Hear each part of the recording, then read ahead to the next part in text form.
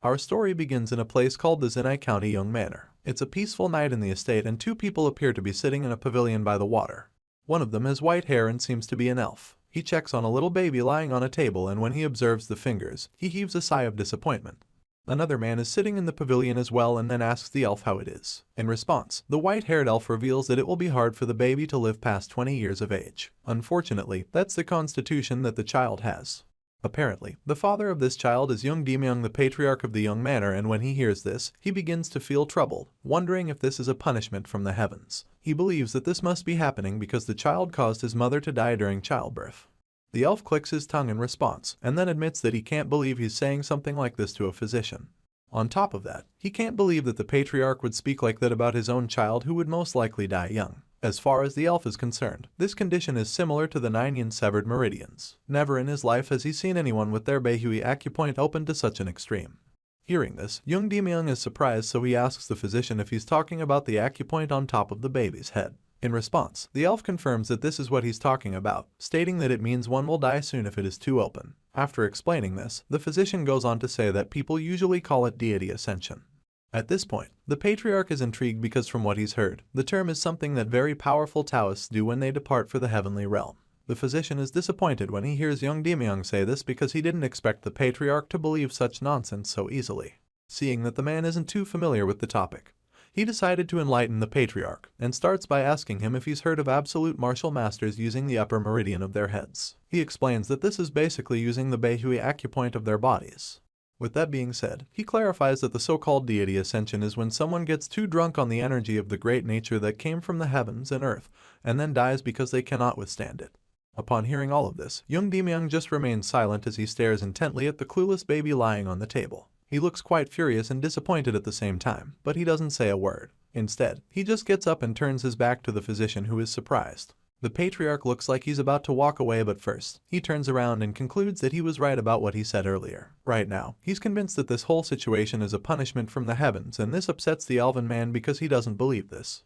Enraged by Young Demyung's words, the angry physician snaps at the patriarch for uttering such a thing, and he wonders how the guy can even call himself a father when he conceives such thoughts.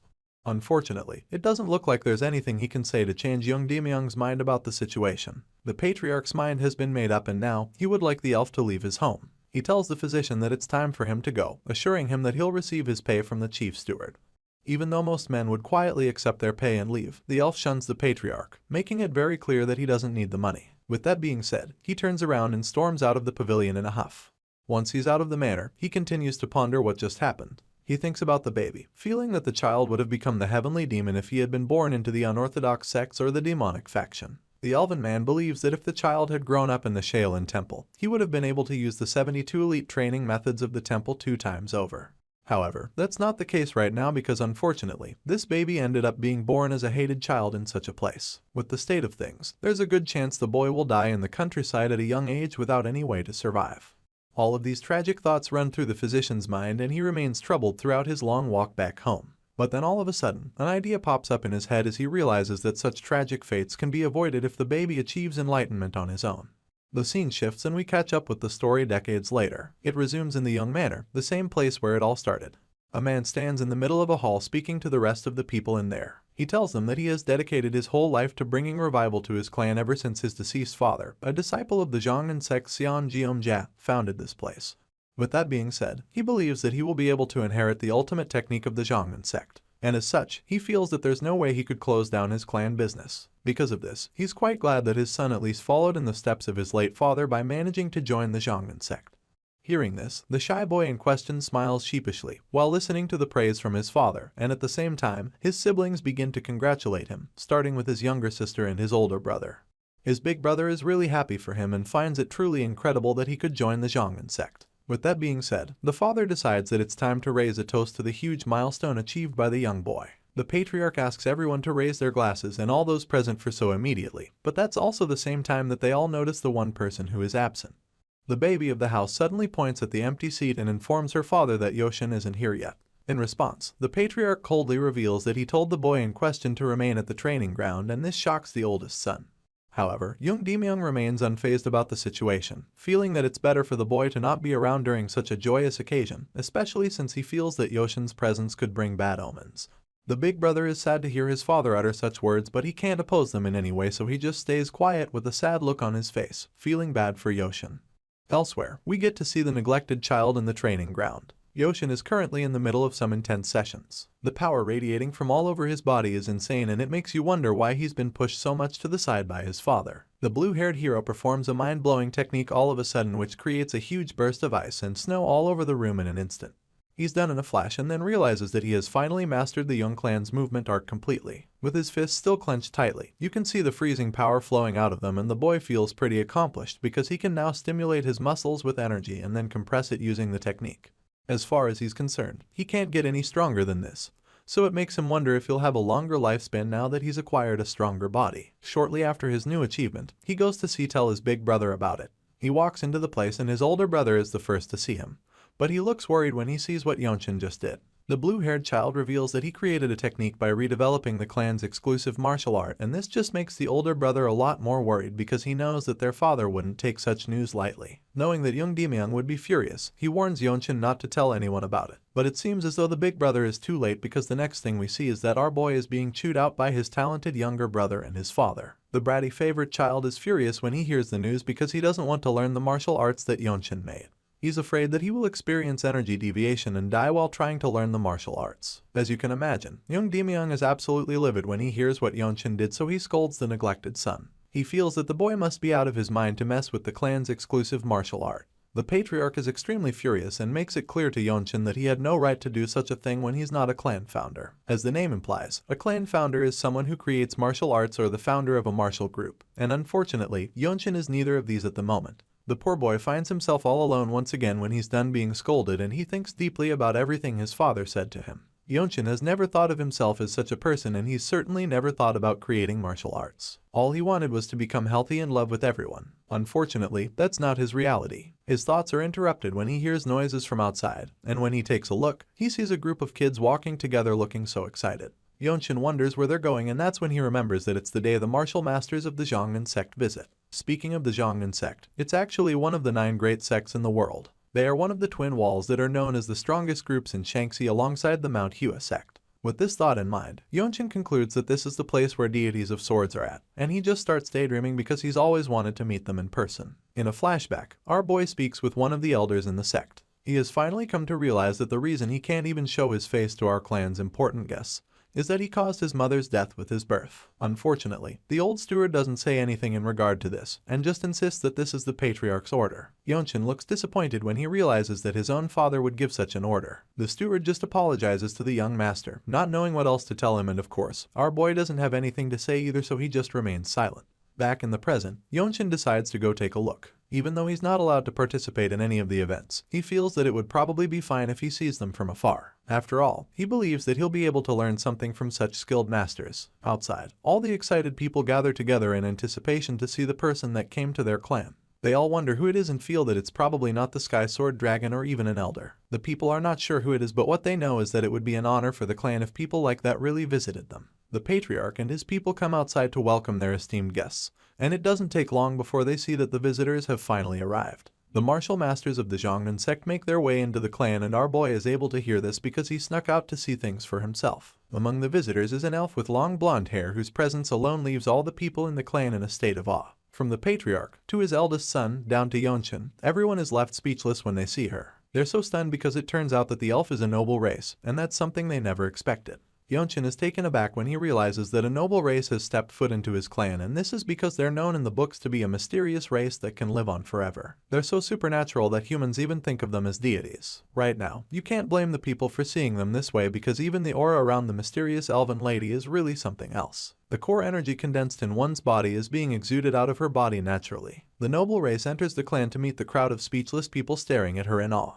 They're all nervous, but nobody there is as nervous as young Dimyeong, who starts sweating on the spot as soon as the lady and her guards enter. The patriarch laughs nervously before finally telling her how utterly honored by the fact that she would visit his humble clan. He's practicing shaking, but manages to maintain his composure enough for him to introduce himself and greet her. His first son does the same, and when she sees this, she expresses her gratitude for their grand welcome and hospitality. She then goes on to introduce herself as Yoil Shin, who happens to be an elder of the Xiongnan sect. Hearing this, the patriarch becomes even more nervous and starts sweating profusely because he's not only in the presence of a noble race, but also an elder of the prestigious Young sect. As far as he's concerned, the lady standing in front of him is nothing short of a deity, so he apologizes to her for not recognizing her status before. Young Demyung bows to her, and all of his people do the same immediately to show their respect, but it appears that the noble lady isn't exactly a fan of such formalities. As such, she quickly tells them to raise their heads, explaining that she hasn't come to boast of her status. Even though she doesn't care about all of that status stuff, the patriarch insists that he was wrong to have not recognized her earlier, especially since she came such a long way to see them. He keeps apologizing for his disrespect, feeling that should never have kept a deity of the Xiongnan sect waiting outside his clan for that long.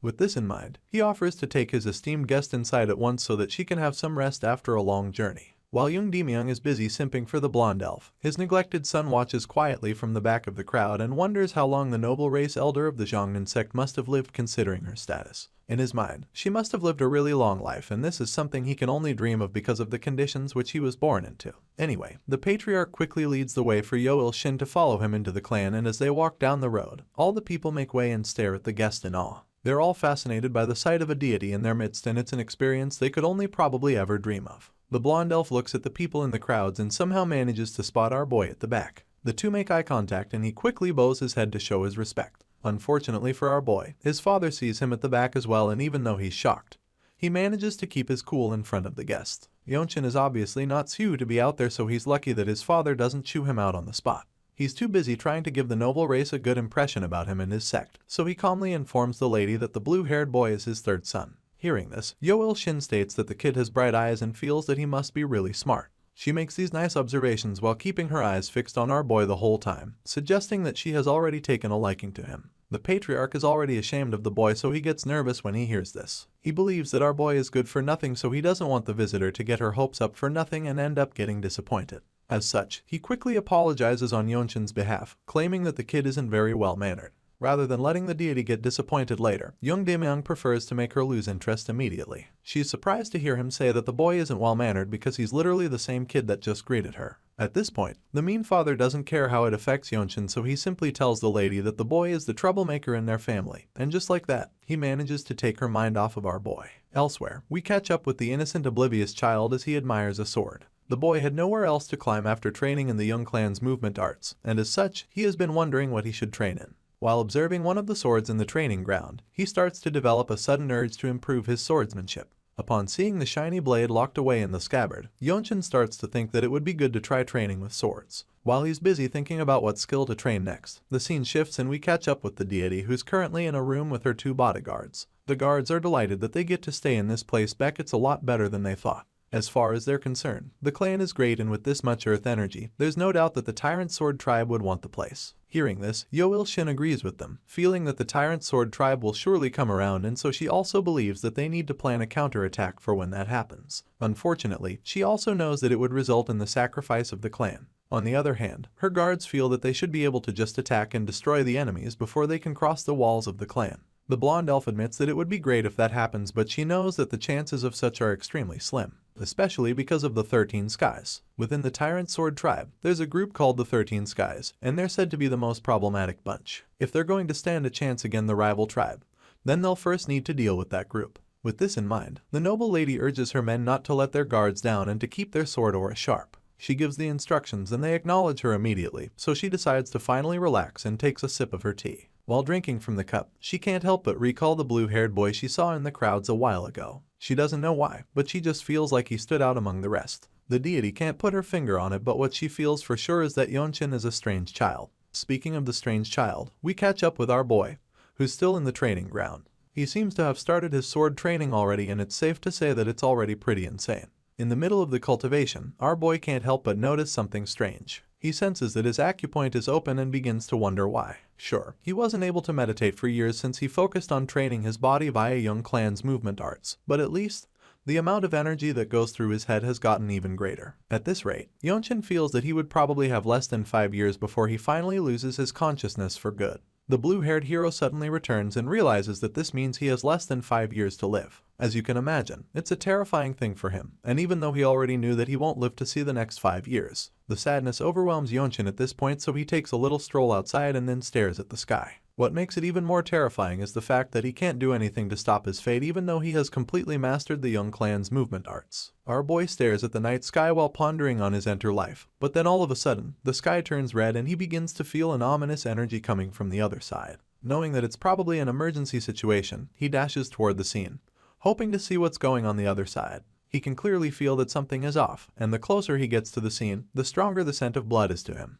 On top of that, it's also way too quiet for comfort and it's something that bothers him. Yonchin runs toward the Young Manor and sees a flaming portal, but he doesn't even slow down before dashing through it. He comes out on the other side and is horrified when he sees that he just walked into a trap formation. The blue-haired kid sees several corpses lying on the floor, and in that moment, it becomes clear that all the people there were just murdered mercilessly. Our boy is shocked because he didn't know such a thing was happening within the Young Manor, and as he makes his way through the trail of bloody dead bodies, he figures that he didn't hear anything because of the trap formation at the entrance. He observes all the bodies and confirms that the people were all part of the Young clan. It was obviously a surprise attack, and the fact that no survivors remain makes him wonder if the culprits possess overwhelming martial prowess. While he's still examining the bodies, a voice cuts through the silence, and it's certainly not a friendly one. It turns out that the people who slaughtered his clan are still around, and when they see the young, seemingly weak boy, they call him foolish for coming out of hiding. As you might have guessed, these guys are the dreaded 13 skies that Yoel Shin was worried about, and now that they've seen our boy, they won't hesitate to kill him since he already has a short lifespan.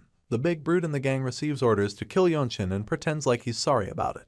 He claims that he's just following orders and then activates a deadly power in his hand to kill the boy. He reaches for our boy, but Yonchin effortlessly evades the attack and grabs the big guy's hand before burning it up in the blink of an eye. The big dummy screams in agony as his arm withers away, and all the other killers are shocked by this. They're horrified to see that the guy's hand is completely finished off, and they can't understand what the hell is going on because they've never seen anything like it. When they turn to face the blue-haired boy responsible, they see the terrifying field of power surrounding him. It's like waves of flaming ice that is so cold it burns. At this point, they're afraid, but they manage to ask the kid who he is, so he fearlessly introduces himself as the third son of the clan they just slaughtered. Yonchin makes this cold statement and stares down all the invaders that killed his family. As you can imagine, the mercenaries are terrified when they see what he just did to their buddy's arm. There's a really scary aura about the young boy at the moment, so most of the killers are reluctant to engage him in a fight, even though the others are scared to fight the mysterious kid. The big guy who just got his arm withered off is still extremely pissed, so he attempts to attack our boy. He calls Yonchin a bastard and then charges at him from behind, but before he can land his hit, the kid swiftly turns around and finishes him off with a vicious strike to the neck. Yonchin effortlessly lands the killing slash in the blink of an eye, and just like that, the big guy gets his chopped clean off. The move is so fast that the victim doesn't realize his head has been sliced off until a few seconds later. The other invaders see this and they're all absolutely gobsmacked because they probably never expected to see such a young kid possess the terrifying skill. They all know this move is the Scripture of Origin ability, and from the looks on their faces, it's a really dreaded move. At this point, they're certain that the kid is a threat, so they all grab their blades in an attempt to defend themselves, but before they can do anything, Yonchin catches up to them and unleashes a barrage of sword slashes. Our boy charges at them with murderous intent and tears them apart ruthlessly while they stand and watch in terror. He takes out the first two and then hammers down on the others, landing clean deadly hits with each swing of his sword. One of them tries to act tough, but he ends the little exchange by driving his sword right into the middle of the man's chest.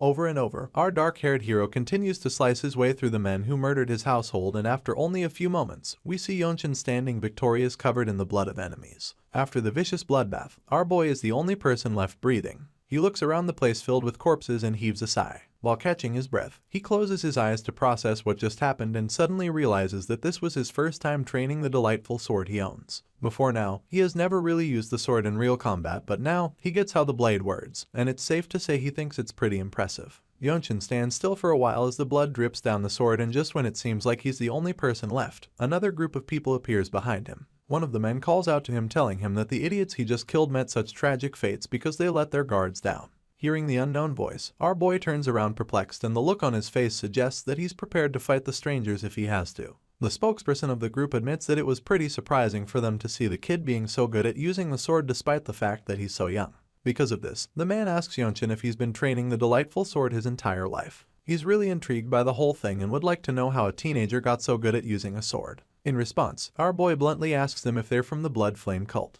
Hearing this, the mysterious spokesman explains that they're not, confirming that the dead men lying on the floor are the ones from the Blood Flame cult. After this, he reveals that he and his colleagues are actually from the Tyrant Sword tribe, which is something Yonchin should be bothered by because they're even worse than the Blood Flame cult. As you can imagine, the kid is taken aback when he realizes how dangerous the men he's talking to really are. He immediately starts to feel a bit troubled by the fact that two notorious groups would attack his clan in one night.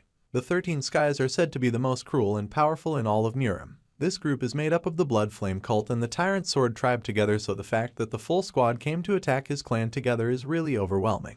As you can imagine, he's pretty puzzled and wonders why the unwanted visitors chose to come around all of a sudden. Unable to withhold his curiosity, he asks the spokesperson what kind of business the 13 Skies has in his home. In response, the man bluntly tells the kid that it's none of his business. Hearing this, our boy just smiles mischievously as he waits patiently for the man's next move. When they don't do anything, Yonshin decides to spark things up by pointing out how the man is just answering all of his questions rather than attacking him. Because of this, he concludes that the man might have an idea who he is, so he asks the Tyrant Sword tribe if they know anything about him that is making them reluctant to take him on. The spokesman is taken aback by the kid's question. He probably can't believe that such a young boy would talk to him in such a manner. He expresses his confusion, so our boy clarifies by finally asking the group if they know that his family is part of the Desolate Fortress. It just so happens that the Desolate Fortress is the best branch sect in all of Murim. Yonshin makes the bold statement and goes on to conclude that they are afraid to kill him because it would be a pain for them. Apparently, they'd be in some trouble if they hurt Yonshin, and it doesn't even matter if they're members of the Tyrant Sword tribe. While saying all of this, the boy tightens the grip on his sword and braces himself for a fight because he knows that he probably just struck a nerve with what he just suggested.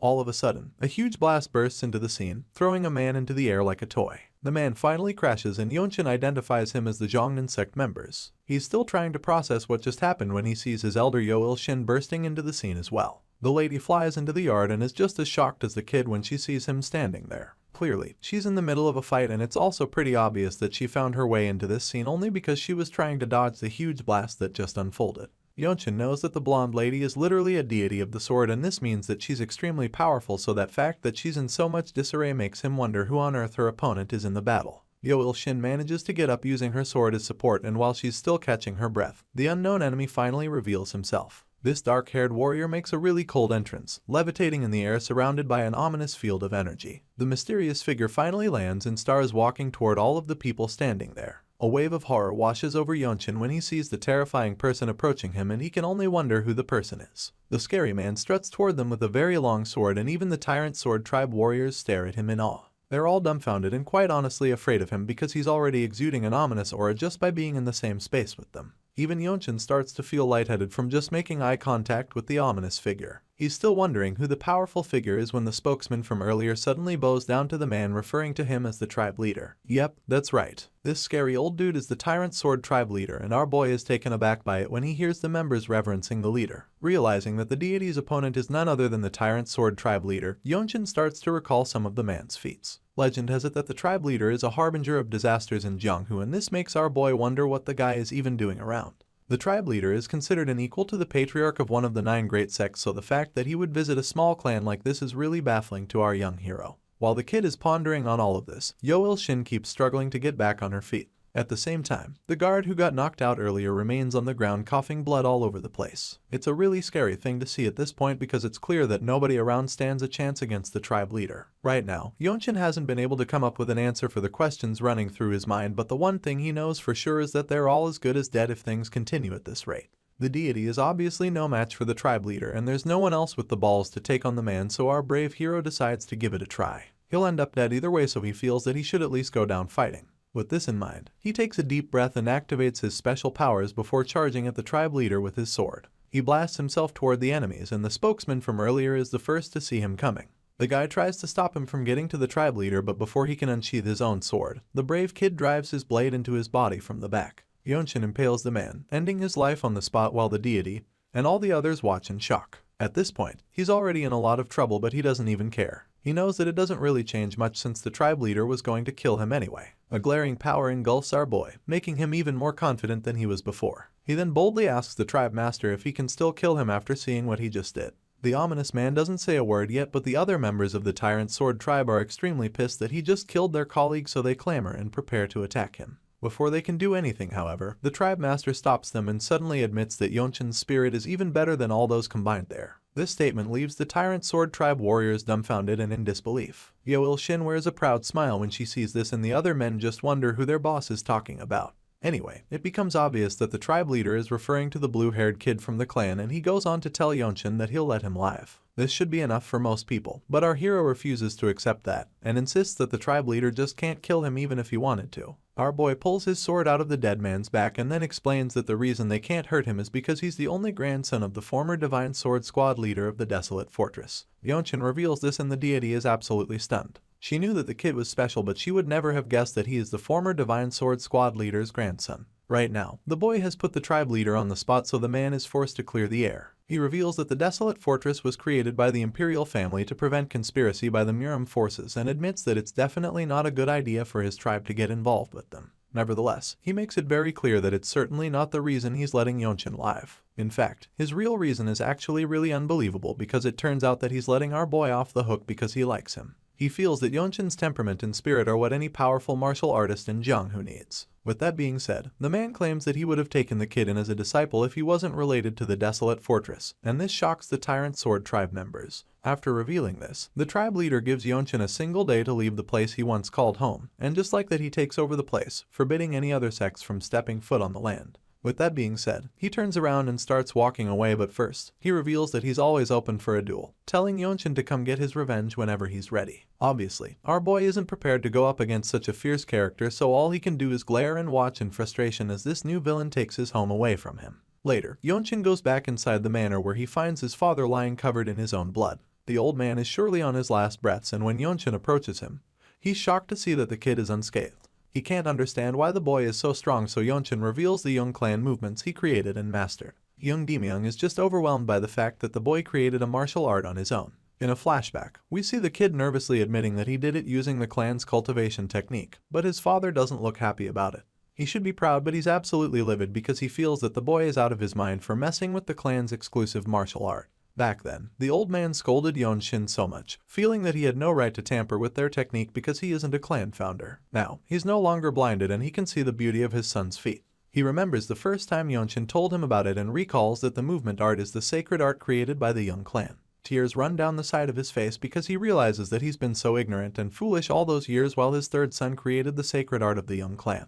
Yonshin is heartbroken when he sees his father in this state. The old man weeps, knowing how wrong he was about the boy, but the kid just holds his father's hand and comforts him in his dying hour. Young Demyung can see it now clearer than ever that his boy has the qualities of a clan founder. Hearing these words, Yonshin already knows what's about to happen, so his heart sinks in that moment. The old man is finally saying the things he never wanted to say because his time is up, and just before he shuts his eyes for the last time, he reminds Yonshin that he's his son. Young Demyung breathes his last breath after saying this, and his children start wailing because their beloved father is dead. While the others are bawling their eyes out, our boy asks the chief steward about his sister Haya, so the man confirms that the girl is fine, since she's just been sleeping a lot since she got her acupoint blocked. Apparently, her acupoint was blocked to knock her out so she could be hidden from the killers. Hearing this, Yonshin decides that Haya should be raised in the Zhongnan sect, feeling that they'll take her in since she has strong affinity with the 5 elements. His brother hears this and becomes concerned, but Yonshin insists that he'll just take care of himself and find his way. Just then, Yoil Shin calls out to our boy, revealing that she's about to leave, so he follows her to have a chat.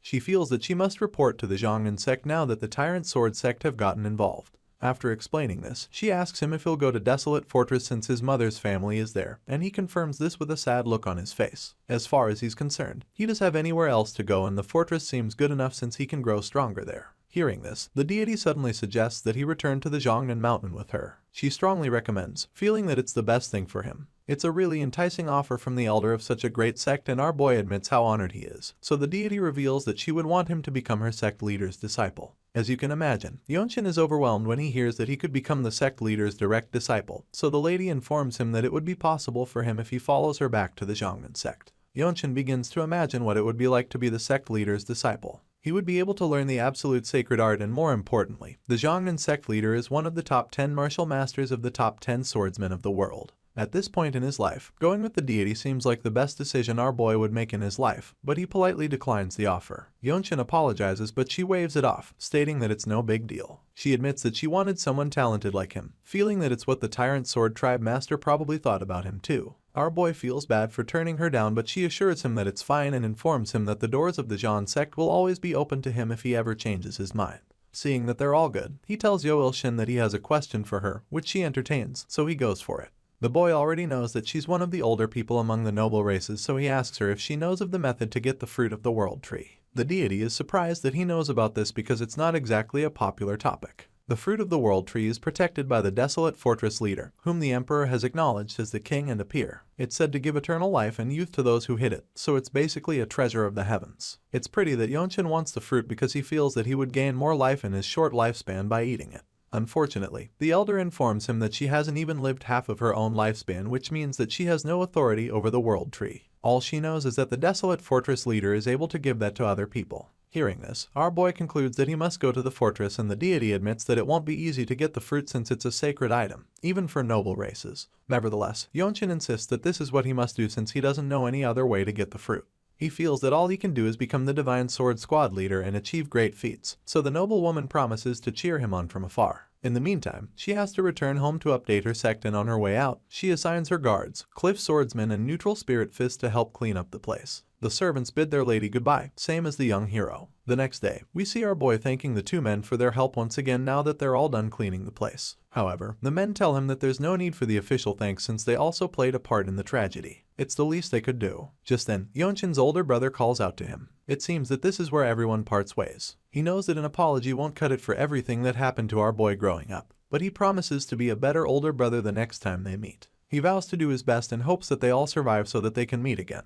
Hearing this, the hero decides to give his big brother a few words of advice, reminding him that he's not exceptional for training in Jongnan at a younger age than others. He urges him to train like his life depends on it, and the big bro promises to remember this advice. As for the little girl Haya, Yeonchin wants them to protect her at all costs. Next, he asks the chief steward where he'll go now, and the old man reveals that there are small branches of the Young clan in various places within Nanyang. With that being said, he decides to go look after the clan's remaining assets since the bloodline is still alive. Hearing this, Yeonchin is fairly satisfied, so he reminds everyone that he is heading to the Desolate Fortress, hoping that they can meet from time to time. He's relieved that the chief steward knows martial arts since he can be of help too. The old man confirms this, and then our boy finally bids everyone goodbye, wishing them comfortable lives and telling them to take good care of themselves. With these last words, the hero turns around and sets off into his new path in life, leaving behind his old home and the only family he's ever known. As he watches the kid walk away, the chief steward replays Yeonchin's words in his mind, finding it surprising that he wishes him a comfortable life. For as long as he can remember, he has never heard such words from any of the Young clan descendants after being taken in by the previous patriarch.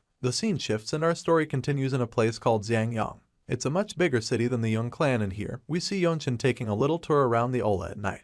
He's glad that he finally made it here and admits that the Desolate Fortress is truly incredible. Taking a look around, he sees a group of men having a chat. One of them claims that people from all over Central Plains would gather here with big dreams for some reason. He tells his pals how the boss there struck the jackpot, and told people he was out of liquid to sell. Hearing this, another man in the group admits that it's been really chaotic in the restaurants recently, talking about how martial artists always come in drunk to their entrance tests. This statement surprises Yeonchin because he had no idea that there's an entrance test to the Desolate Fortress. All of a sudden, a guy in a green robe approaches the young hero, asking if he's here to take part in the entrance exam too. The guy looks really eager to hear Yeonchin's response and just keeps staring into the boy's soul the whole time. It turns out that this nosy stranger with no respect for personal space goes by the name Hyun Woncheng, and after staring too much, our boy throws the question back at him. It's at this point that Hyun realizes he hasn't even introduced himself, so he explains that he was just fascinated to see a challenger who is younger than him. Then, he introduces himself and reveals that he came from Shaanxi, which is apparently really far away.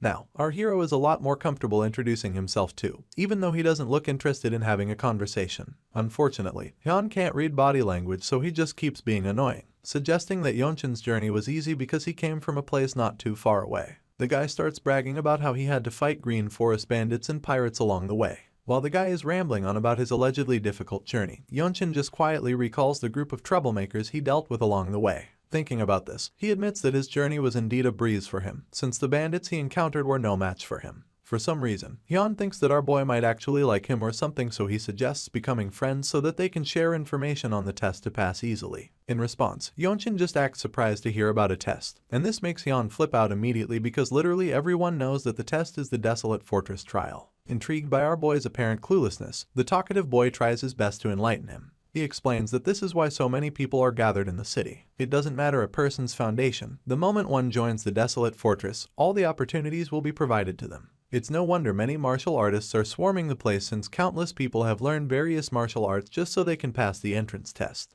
The Desolate Fortress is the strongest martial group in the world and a place that causes everyone's hearts to race inevitably. So much so that people say that the best way to take on the world with just one weapon would be to go to the Desolate Fortress. Since the imperial family that rules over the Central Plains would make their move to control the martial groups, all the elixirs and advanced martial arts from all over the world would be waiting there. Hyun even believes that people who say that great sects with traditions are better don't know what they're talking about. As far as he's concerned, sects created by mere commoners can never be stronger than the Desolate Fortress. The guy keeps rambling about how difficult the test is while our boy just sips his drink quietly, clearly fed up with the conversation already. He claims that only next generation leaders of reputable sects ever pass the test at first try, and after beating about the bush, he finally lands at his main point by asking Yeonchin to take the test with him the next day. Surprisingly, our boy agrees to join him, which leaves the noisemaker stunned at first, before admitting how happy he is to have met such an easygoing person. Hyun advises Yeonchin to follow his lead during the test even though it might be confusing at first. But at this point, our boy just stops paying attention to him. In his mind, he's just glad that he can join as long as he can pass the test. He didn't want to ask his mother's family for help since he doesn't have any idea where they are or what they look like. With this in mind, he teams up with Hyun and the next day, they make their way to the Desolate Fortress. At the gate, Hyun sees a tag in our boy's hand and is shocked to realize that his partner is 13 years old. At the place, Yeonchin looks around and notices how much older all the other aspirants are. They look like they're old enough to be his father, and one scar-faced man in particular seems really upset for some reason. Just then, the entrance exam begins, and for the first test, the contestants will only advance to the next stage if the supervisor accepts their plaque. As for the second exam, it's going to be a tournament, and before the moderator can say anything else, Yeonchin curiously asks if there's going to be a third exam. Hyun ponders for a few seconds before finally revealing that the third test is an interview with the Desolate Fortress Lord. This makes our boy a bit nervous because he didn't imagine that he'll have to stand before the Desolate Lord himself, but Hyun confirms that this is how the exam would go. Hearing this, the kid thinks about how many martial artists travel all the way to Yongyang just for the chance to meet the Fortress Lord.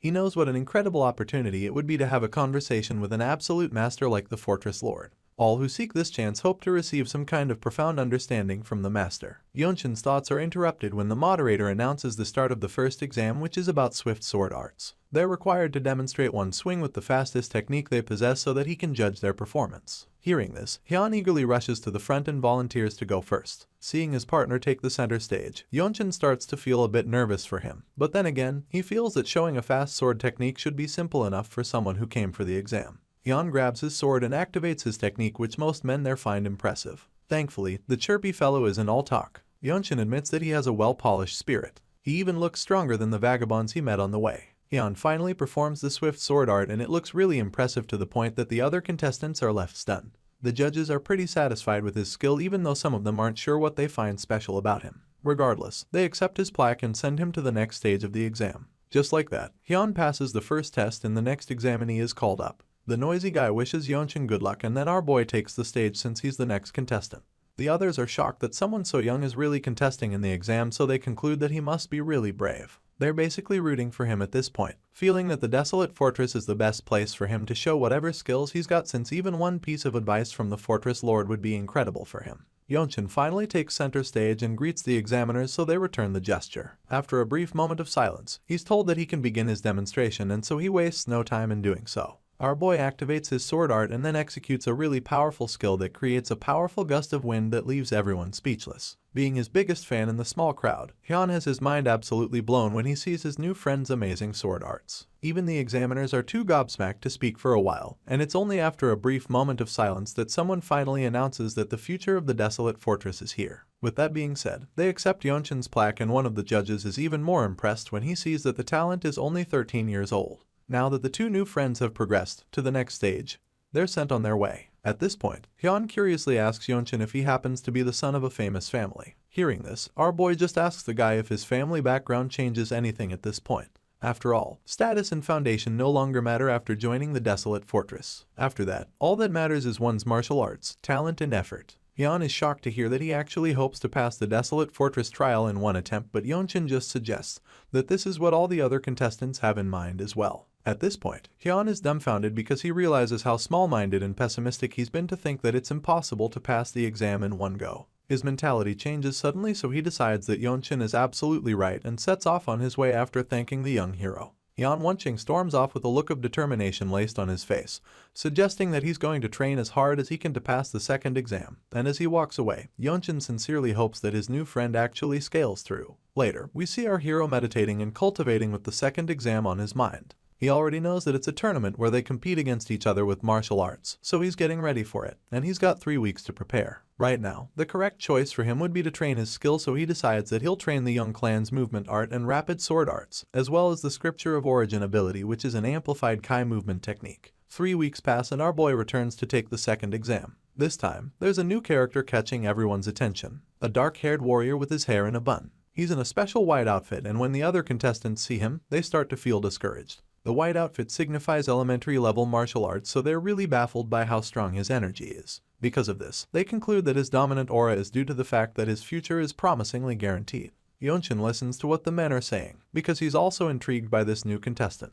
He's suddenly interrupted when Hyun calls out to him. The talkative guy notices that he's grown taller over the last 3 weeks, so our boy compliments Wonchang as well. At this point, Hyun admits that he actually worked on himself and accomplished something. Before the exam starts, Hyun tries to encourage our boy, telling him that winning isn't everything in the exam, stating that even one good fight out of 2 can help him catch the attention of one of the Desolate Fortress masters who will be watching. Unfortunately, that's the hardest part, and Hyun has some experience with this since he's been here before. Our boy is surprised to hear that one can still fail the exam after winning a fight in the tournament, so his talkative friend confirms this and then explains that the supervisors are going to have even higher standards today because it just so happens that the White Killen is also competing in the Desolate Fortress trial for the day. The name sounds familiar to our boy, and he immediately recalls someone called the White Killen from Namgung, and Hyun confirms that this is the guy they're up against today. Shortly after, Yeonchin and his first opponent are called forward, and Hyun's heart sinks in that moment. He's so worried for his new friend, but our boy bravely answers the call, hoping that he sees Hyun again in the Desolate Fortress. Our hero takes the stage with his scary opponent, but he shows zero emotion. Right now, Yeonchin is locked in and prepared to take on this crazy brute. The psycho tries to intimidate our boy, but Yeonchin ignores all of his taunts. The fight begins and the opponent lets out a sinister laugh, calling the boy a lost moth struggling in despair, but of course, Yeonchin remains silent. The guy keeps talking trash, so our hero decides to shut him up with an unexpected blow to the face which knocks out his teeth. With one swing, Yeonchin knocks the man out and wins his first fight in seconds. Our boy looks on with a cold look on his face as his unconscious victim is dragged away. All the other contestants watch in shock, and the entire arena is as quiet as a graveyard because they're all trying to process what just happened. Just then, we see someone smiling in the crowd, and as he steps forward, we realize that this man is none other than the White Killen, dreaded by all the other contestants. He walks up to our boy and finally breaks the silence by asking if he can begin his own fight. Yeonchin turns around and is surprised to see the guy there, and when he sees the smile on his face, our boy can already tell that he's being challenged. Some guys at the back are excited to see the White Killen on the battleground and wonder which of the squad leaders will take him. Clearly, the guy is stronger than any of them, and they wouldn't expect anything less from a Namgung. Yeonchin is shocked when he hears that the guy standing before him is the infamous Namgung Huashin. While he's feeling a little nervous, the onlookers are wondering if they'll get to witness Boundless Heaven technique today. Our boy takes a closer look at the White Killen and suggests that the guy is at least 5 years older than him. But still, it doesn't look like Namgung is at a level he can't reach. Thanks to the young family martial technique, Yeonchin is more fit than the guy, but he also admits that he is below Namgung in other aspects. After this little assessment, the White Killen introduces himself, revealing that he's mainly trained in the Boundless Heaven technique and the Infinite Steps. With the introductions out of the way, Namgung unsheathes his sword prepared to duel, but he's shocked when he sees Yeonchin standing still with his blade still in the scabbard. He wonders if the boy won't be using his sword, so our hero clears the doubts by unsheathing his blade and taking a fighting stance. The kid pulls out his sword, revealing that the main point of his recent training is unpredictability. He plans to use an unexpected main attack in the midst of an unpredictable rhythm, and if he's able to do this, then he should be able to catch Namgung off guard. At this point, both swordsmen are officially in battle mode, so the duel begins and they charge at each other. Our boy lunges with and starts with a big swing, but the moment they clash blades, his sword is broken in two. The other contestants are stunned by how quickly his sword got broken, and while he's still trying to process what just happened, they onlookers conclude that the White Killen won with a terrifying, delightful sword. The two guys from earlier are dumbfounded, but then all of a sudden, the White Killen looks at his sword and announces that he lost. Yeonchin is just as puzzled as all the others when he hears this. The two friends suddenly start talking about our boy, feeling that he has a scary, delightful sword, wondering if he can't use true energy with his techniques yet. At this point, they remember hearing of a powerful martial artist in Henan, fearing what he may become. One of the supervisors suddenly calls out to Yeonchin, asking if he's really from the Young family, and when our boy confirms this, he's directed to a garden outside where he's to wait. Before leaving, the boy admits that he'd love to duel Namgung another time, and the White Killen says that he looks forward to it.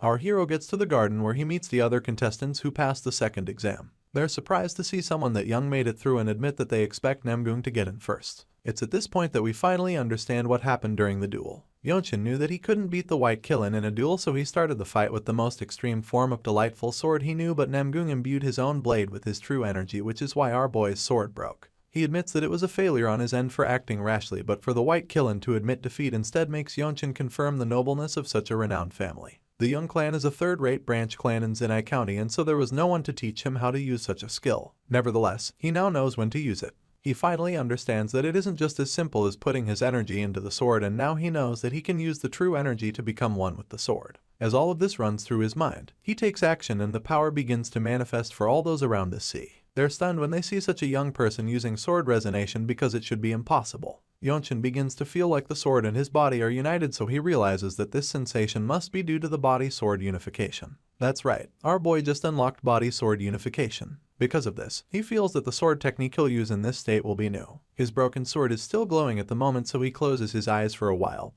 and when he opens them back, the sword stops glowing. He smiles, knowing that he just made a breakthrough, and this is confirmed when the White Killen approaches him to congratulate him on his new enlightenment. He's surprised when he sees Namgung next to him, but it shouldn't be too shocking that the White Killen has already passed his second exam. He's not sure how long Huishin has been standing there, so he wonders if the guy was protecting him to prevent someone from getting in the way of his enlightenment. With this in mind, he thanks the guy, stating that he wasn't aware. The White Killen just smiles in response, and our boy congratulates him on passing the Desolate Fortress trial. Namgung is speechless for a second before suddenly bursting into laughter. Just then, Hyeon appears too, revealing that he also passed his exam, so the congratulations just resume again. Once the pleasantries are out of the way, the excited talkative informs Yeonchin that he's already gotten a nickname. As you can imagine, this is the last thing our boy expected, so he asks Hyeon what he's talking about. When someone has shown exceptional martial prowess or has attracted attention, people usually give them nicknames, and it just so happens that our boy has qualified for one, which is a huge honor for martial artists. Just like Cliff Swordsman, Neutral Spirit Fist, and White Killen, Yeonchin is the latest swordsman to join the club. Impressively, they've nicknamed him Lightning Genius. That's right, our boy is the talent of light, and Namgung informs him that this will basically be his name in Jeonghu if the martial artists of the Desolate Fortress call him that. It's a cool name, but Yeonchin can't help but feel like they're just mocking a young guy who's just fast with the sword. That's what he feels, but Namgung reminds him that he was a lot more than just a little fast during the duel. Lightning Genius Young Yeonchin. It's a name that the boy wouldn't have even dreamed of when he was doing the horse stance on the Young Manor, but here he is now, being called it by potential Desolate Fortress martial artists. The scene shifts and the story continues on the day of the final trial. All those who pass will officially join the Desolate Fortress. The excited prospects stare at the tall tower in awe, including Yeonchin, who feels that the structure is a living piece of history where he'll get to meet the Desolate Fortress Master, one of the strongest martial artists in history. A while later, the first contestant comes back from his interview looking disappointed, and this scares the others. It turns out that the fortress leader is just looking at faces without saying a word, and just like that, each of them goes in and comes out heartbroken. Soon enough, it's Yeonchin's turn to go in for the interview, and after seeing what happened to the guys before him, he's really nervous. Nevertheless, he sucks up the fear and summons enough courage to go into the tower. He was told to keep going until he reaches the top of the tower, so he keeps climbing the many stairs until he reaches a huge door at the top floor. The door opens up for him to enter the large hall filled with beautiful rare plants. After taking a look around the plant-themed room, his gaze finally lands on the person he came to see. It's the Desolate Fortress leader, but she doesn't look anything like what he imagined. It's a frail-looking lady with lemon green hair slouching on her throne like she's exhausted already. Yeonchin introduces himself to announce his presence, so she lifts her head to take a look at him. Her big green eyes lock in on him, and she immediately asks him if he's the child of that bloodline. As you'd expect, he's pretty confused, so he asks her what bloodline she's talking about. As far as he's concerned, they've never met, so he doesn't think she knows his mother or her family. Seeing the look on his face, the fortress leader can already tell that he knows exactly what she's asking him, so she calls him bold for feigning ignorance. At this point, our boy realizes that he can't pretend anymore, so he finally admits that he is the grandson of the former Divine Sword Squad leader. In response, the lady tells him that his grandpa is about to become part of the Elder Council too, claiming that the old man is very obstinate. The fortress leader examines the boy some more and informs him that he has a wound, but he simply tells her that it's nothing to be concerned about. To him, it's just trivial family matters, but the woman insists that they aren't. To her, the wounds are just covered by his trained body, and using her keen senses, she presumes that he's probably only lived for about 15 years. As concerned as she is, she admits that his wound isn't something that an outsider should comment on, since the matters of a kin need to be resolved. Hearing this, our boy politely offers his apologies. Yeonchan senses the transcendent air that she carries as someone with absolute strength, but he feels that it is a separate matter from her trying to interfere with his family matters. All of a sudden, the Desolate Fortress Lord stands up and reveals that she likes him. She finds it interesting that he doesn't bow to anyone even though he came to the tower wanting something from her. Hearing these words, Yeonchan starts to feel like she's reading his mind or something. He's afraid that she already knows about his upper meridian, and Beihui Acupoint is still abnormally wide open. At this point, he feels that there's no point being quiet about it, so he decides to ask her straight up. Feeling like he's got nothing to lose, he asks her if someone like him can live if he eats the fruit of the world tree. In response, she admits that the facts about the tree aren't completely accurate. But she also tells him yes, claiming that it's possible for him to go get what he wants. The boy is probably punching the air in his mind. He's glad that he was right about the world tree, so now that he's gotten the confirmation from the Desolate Fortress leader herself, he asks the lady if he can go get the fruit for himself. At this point, the clever woman informs him that the answer depends on what he does. Hearing this, Yeonchan claims that the terms are good enough for him, and for the first time, he bows to her, to show some kind of reverence while thanking her at least. All of a sudden, he remembers that he came for an interview, so he asks the Fortress Lord if this makes him a martial artist of the Desolate Fortress now. In response, the lady smiles at him, confirming that he is now one of them, and then tells him that he can leave. But before he can even turn around, she addresses him as the next Divine Sword leader. Yeonchan doesn't know what to say in response, so he just stays quiet and the two exchange knowing looks before he turns to take his leave. On his way out, he ponders on what she called him, wondering if she was teasing him or if she really sees potential in him. He thinks hard about it as he walks out the hall. And that's when he suddenly realizes that she might be saying he can get the fruit of the world tree if he becomes the Divine Sword squad leader. The story continues with the 4 contestants that passed walking out of the garden together. It just so happens that Hyun Woncheng managed to join the fray. Along with the White Killen, Yeonchan and one other character were yet to be introduced. The 4 of them follow a man, and as you can imagine, Hyun is the most excited one there, considering the fact that this isn't his first attempt at passing the test. The man leading them is surprised to see that there are 4 passers, and while they're chatting at the back, he decides to enlighten them a little bit. He turns around all of a sudden and asks them if they know what the kind of work that the Desolate Fortress even does. Of course, the excited chatterbox is the first to answer, claiming that the Desolate Fortress worked to stop Miram's martial masters from overthrowing the imperial family. Hearing this, the man claims that Hyun is correct, but at the same time, he admits that it's not the only thing the fortress does. In fact, it's only just one of the major things that they handle over there, and so the man decides to share a few of the other roles with them. Apparently, they also prevent or suppress a certain size of conflict from happening in Gyeongju. The guys are surprised when they hear this, so much so that they all remain speechless, waiting for the man to say more. Seeing how stunned they are, he points out how nobody would even know when a fight breaks out in Miram after all. He tells them how a blood storm swept across the Central Plains on the day there were rumors that the Heavenly Demon's grave was discovered. To him, it would be fine if the fight was contained to those who covet manuals of ultimate martial arts or elixirs, but the heinous deeds of the vicious martial artists don't care if they affect martial artists or commoners. The man concludes by stating that the Empire would become unrecognizable the day that they get to witness such a hellish sight. Chills run down Hyun's spine when he hears this and realizes that the man is talking about the disaster of the Heavenly Demon's grave. The man confirms this, stating that it's been 17 years since the tragedy happened. He claims that the unorthodox sects and demonic factions aren't the only problems. He feels that all unorthodox groups, including the 9 great sects and 8 great clans, would also become problems in the future. The man believes that the people will suffer if they leave such groups to act unsupervised. Hence, the Empire will have problems if there's unrest among the people, and this is why the Imperial family provides the Desolate Fortress with a lot of money, elixirs, and martial masters. With that being said, he turns around and informs the 4 young men that this is what they'll be doing now that they've joined the Desolate Fortress. He makes it clear to them that they must sever the heads of any martial artists that disrupt the lives of normal people. These words resonate in their minds as they realize the gravity of the duty they've been saddled with. While they're all processing this, the man shows them a building and informs them that it's where they'll be staying in the meantime, stating that they'll be assigned to a place and be moved to the accommodation for that place later. Once that's been said, he wishes them the best of luck and excuses them. A week later, Yeonchan sits in his room worried that he's getting assigned later than he expected. His thoughts are interrupted when Hyun asks if he can enter, so our boy lets his talkative friend in and asks him what the matter is. Not surprisingly, the guy has come with some gossip, claiming that the place where they'll be assigned to has finally been decided. His source tells him that they'll be sent to a combat squad called the Radiant Demon Squad. The kid is taken aback by this, so Hyun asks if he's heard the rumors. Well, our boy hasn't, so Hyun tells him that 17 combat squad captains under the Divine Sword Squad fought each other in order to take in new warriors. This sounds a little off to Yeonchin because he knows the combat squad captains to be the martial masters that represent the Desolate Fortress. He's surprised that they would spar with each other, but Hyun confirms this, claiming that this happened just so that they could recruit the White Killin and the Lightning Genius. The next day at the arena of the Radiant Demon Squad, our boy and Hyun are both given white outfits, and it's safe to say the Chatterbox really loves the attire. They're standing in the middle of the arena while the old members watch from the side. Just then, the Radiant Demon Squad captain, Majin, comes out. Bro has a huge scar on his face, and judging by his scowl, it doesn't look like he'll be going easy on the newcomers in any way. Seeing the man for the first time, Yeonchin remembers rumors of Majin being the strongest of the 17 captains now. He certainly believes the rumors. The big scary leans closer to our boy and calls out to him, referring to him as Lightning Genius. Yeonchin responds bravely and looks the big guy dead in the eye.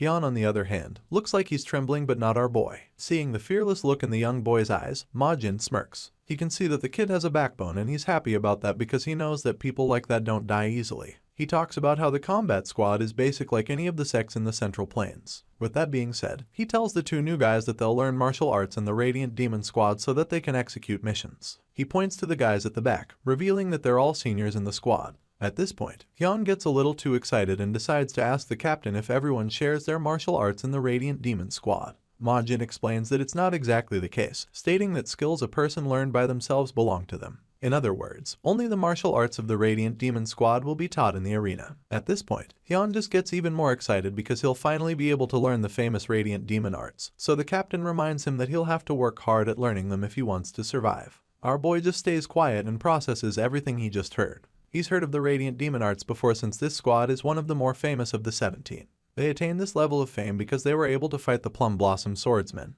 who were the 24 elite swordsmen of the Manhwa sect, and they achieved this without a single casualty. That incident gave even more credibility to the gossip mongers, saying that the Desolate Fortress is the strongest in the world. Majin continues lecturing the newcomers, making it clear to them that attacks on them don't count as treason even though they're affiliated with the imperial family. This basically means that they do get any special protection from the Empire, which is why they must strive to continuously become stronger. Hearing this, Yeonchin wonders why attacks on Radiant Demon martial arts isn't considered treason, so the captain explains that there are many eccentrics in Jongho. Many of them have lost their minds due to learning demonic arts. Others are exceptionally skilled in mobility arts, allowing them to mess with government officials before escaping to the high mountains and deep valleys. Because of this, the dignity of the imperial family isn't applied to become like them, since they're not government officials. Their job is to actually fight martial artists, so the bottom line is that they end up dead if they can't get stronger, and this reality check hits the boys hard. For better understanding, he points them to the guy who got slashed by the Namgung's strongest swordsman while out on a mission so that he can tell the new guys what they've gotten into by joining the squad. The guy in question is sitting in a corner currently and seems happy to enlighten the boys. He reveals that he was faced with the king-style sword arts and admits that it was a really scary one. Our boy is family with this, knowing it to be one of the strongest styles of swordsmanship in the world, as it's a supreme martial art only learned by the main descendant of the Namgung clan. With this in mind, Yeonchin recalls that the strongest in the Namgung clan is also pretty much the strongest martial master in all of China. Because of this, the boy is really surprised that the nonchalant dude faced such a skilled master and came back alive. The blonde guy gets up all of a sudden and starts walking toward the new guys, claiming that he'll start with the Lightning Genius. He admits that he's heard all about his swift sword arts, so now he'd like to see them for himself. Sure enough, our boy is ready to show what he's got, so he demonstrates an impressive sword art which leaves all the squad members, including the captain, dumbfounded. The blonde guy is stimulated when he sees this, so he unsheathes his own sword and prepares for a little duel. He introduces himself as Chung Mayang, revealing that he was born and raised in Xiangyang, so our boy introduces himself as well. Hearing this, the guy smiles, because he had no idea that a place like Zenai exists. The two swordsmen stand on either side of the arena, and Chung reveals that he can feel the wind coming from our boy's sword. And it doesn't even matter if it's a 10-year-old kid wielding the sword, because the fact remains that the tri-sword technique will always be felt. The blondie explains that this is the reason why you can find out how one swings their sword while fighting against them. Apparently, the wind from the sword helps the user detect the opponent's movements and also figure out their fighting style. From the look on Yeonchin's face, you can tell that he had no idea about this before. He's surprised that Chung is talking about wind in this manner. Anyway, Blondie looks like he's finally done just talking. He takes out his weapon and tightens his grip on the handle as he imbues it with his power. This causes the sword to glow brightly, confirming that he's ready to clash swords. He admits that making it this far at such a young age means that Yeonchin is quite talented. That's already been established by all the people our boy has come across, and now, Chung is next in the list, so he'd like to see this talent with his own eyes. With a friendly wink, he points his sword at the kid, asking him to show his talent with swords. Hearing this, our boy decides to finally show the guy his skills. He unsheathes his sword swiftly and starts activating his new technique, which leaves all the people around stunned. They're all shocked to see him using sword resonance since it's a skill that's very difficult to acquire. On top of that, he's just a teenager using such a powerful skill that many martial masters probably don't have. It's a really spectacular and unbelievable sight to all of them, and even the Radiant Demon Squad captain can't believe his eyes. He already knew that the lightning genius was a special boy, but he probably never imagined that he'd be this. Back in the arena, Yonshin takes his battle stance and you can see the power radiating from his body. Waves of energy flow out on the ground from the spot where he is standing into everyone around. They're about to witness a really good show. Our boy looks extremely serious right about now because he knows that he's got to prove himself. After all, a good first impression is always great for any newcomer. If he can do well against Chung, then he'll have a really good start to his new journey as a martial artist in the Radiant Demon Squad. His wild eyes lock in on the target and the gears in his head start turning with insane speed as he thinks of his next move. As you can imagine, the blondie is happy to see the kid taking the duel seriously. He wants Yonshin to give it his all since that's the only way he will actually get to see the true talents of the lightning genius he's heard so much about. He's so excited that he lets out a small laugh to show that he relishes the challenge. Our boy sees this and probably thinks that he's being underestimated, so he locks in for the last time and forces himself to focus. He manages to do this, and the moment he's able to focus completely, he somehow blocks out all the noise and all other forms of distraction. It's so effective that he kind of finds himself in an empty white realm with nothing but a white space. This allows him to focus completely, sharpening all of his senses. Right now, Yonshin is in a state where he doesn't have to depend on his sight alone because he can't actually see anything but white. If anything, this state is supposed to make all his other senses sharper, to the point that he can see Chung coming before he even makes a move. He lets out ragged breaths and he does everything he can to remain absolutely focused. At the moment, his level of concentration is razor sharp, and this allows him to even feel his opponent's breathing. He's able to achieve this by using his energy detection technique, and now that he's gotten such sharp senses, it's only a matter of time before Chung makes a move that gives his position away. At the moment, Yonshin has the upper hand, so all he has to do is wait patiently for his opponent to strike. His waves are already spread across the entire arena, ready to detect the slightest changes on the battle floor. Our boy keeps his focus at the peak, allowing him to hear each time Chung breathes, and so he knows exactly when to strike even without seeing anything.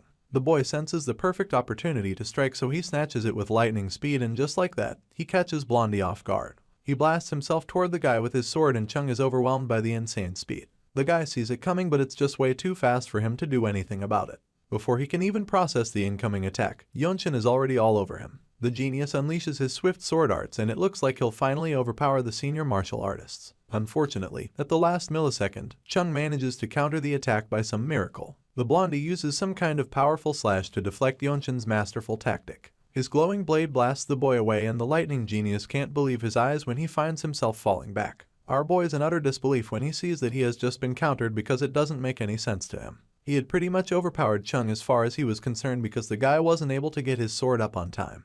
Well, that was what it looked like, and that was what Yonshin thought had happened. Now, it's pretty clear that Chung was able to raise his sword at the very last second, allowing him to deflect the attack, and this is the part that our young talent just can't comprehend. Unfortunately, the boy's chance to end the duel still in seconds didn't work out, but that doesn't mean he'll give up. He's still in the fight, so he has to find another way to show his talent and defeat his opponent.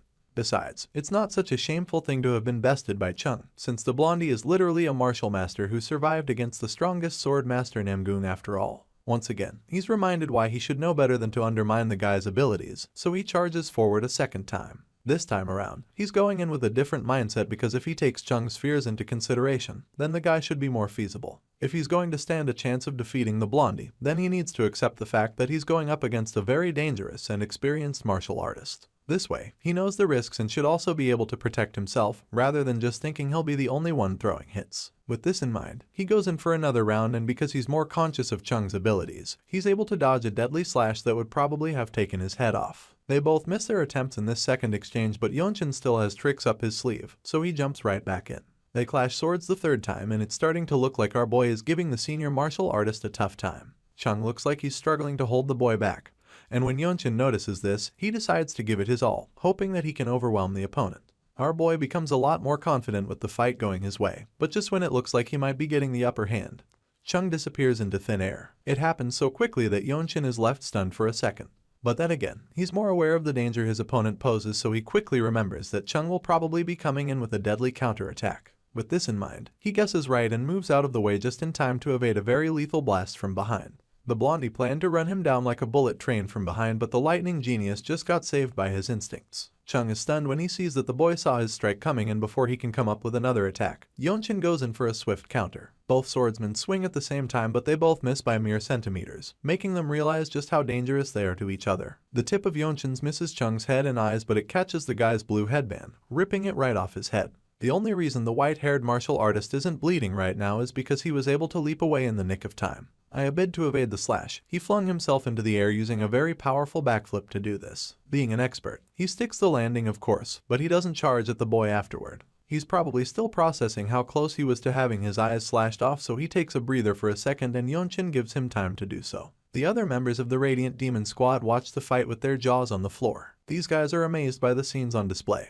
and the tension is so thick that they become afraid of what might happen. In a duel like this, it's easy for one of the fighters to get seriously injured because both sides are throwing everything they've got and it almost looks like a fight to the death. Everyone is watching with their hearts beating rapidly, and even the Radiant Demon Squad captain looks incredibly anxious. Nevertheless, there's nobody in the arena as uncomfortable as Hyun Woncheng right now. The dude is rooting for his new best friend while also hoping that the guy doesn't get killed during the fight. For the first time, our boy can see Chung's complete face and his ears, which reveal that he is actually an elf. Seeing this, he can understand why the blondie was so skilled, because it's the kind of performance you'd expect from a noble race. Chung looks exhausted right now, and a little bit scared if we're being honest. Our boy gets a whiff of this, so he decides to capitalize on the opportunity, feeling that he should go in with his limit-releasing technique on his sword, otherwise known as his origin ability. While he's in the middle of this execution, he suddenly notices that all the other squad members are staring at him with horrified looks. Even the blondie looks terrified, so he realizes that they're scared of him and the move he's about to unleash. At this point, he halts the attack and asks Chung what he thinks about his talent. The elf is still in shock and doesn't know what to say, so Yeonchin makes it look like the blondie went easy on him. The guy is still stunned by the defeat, so he asks our boy for his age again. This pisses him off, but he just claims that he's 15, even though he doesn't feel it's important.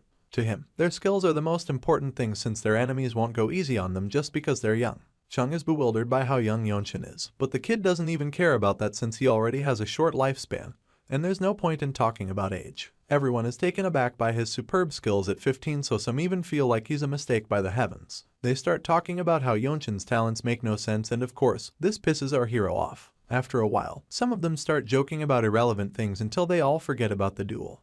Majin, however, looks like he's taken in a lot from the short duel, even though Chung has forgotten his loss. The story continues with a different training session outside. The members of the Radiant Demon Squad are currently making fun of the news guys, particularly Hyun Woncheng, who's having some really rough first few days in the gang. This is confirmed when the captain of the squad creates a ball of energy around his fist and then uses it on the poor guy to cut off his breathing.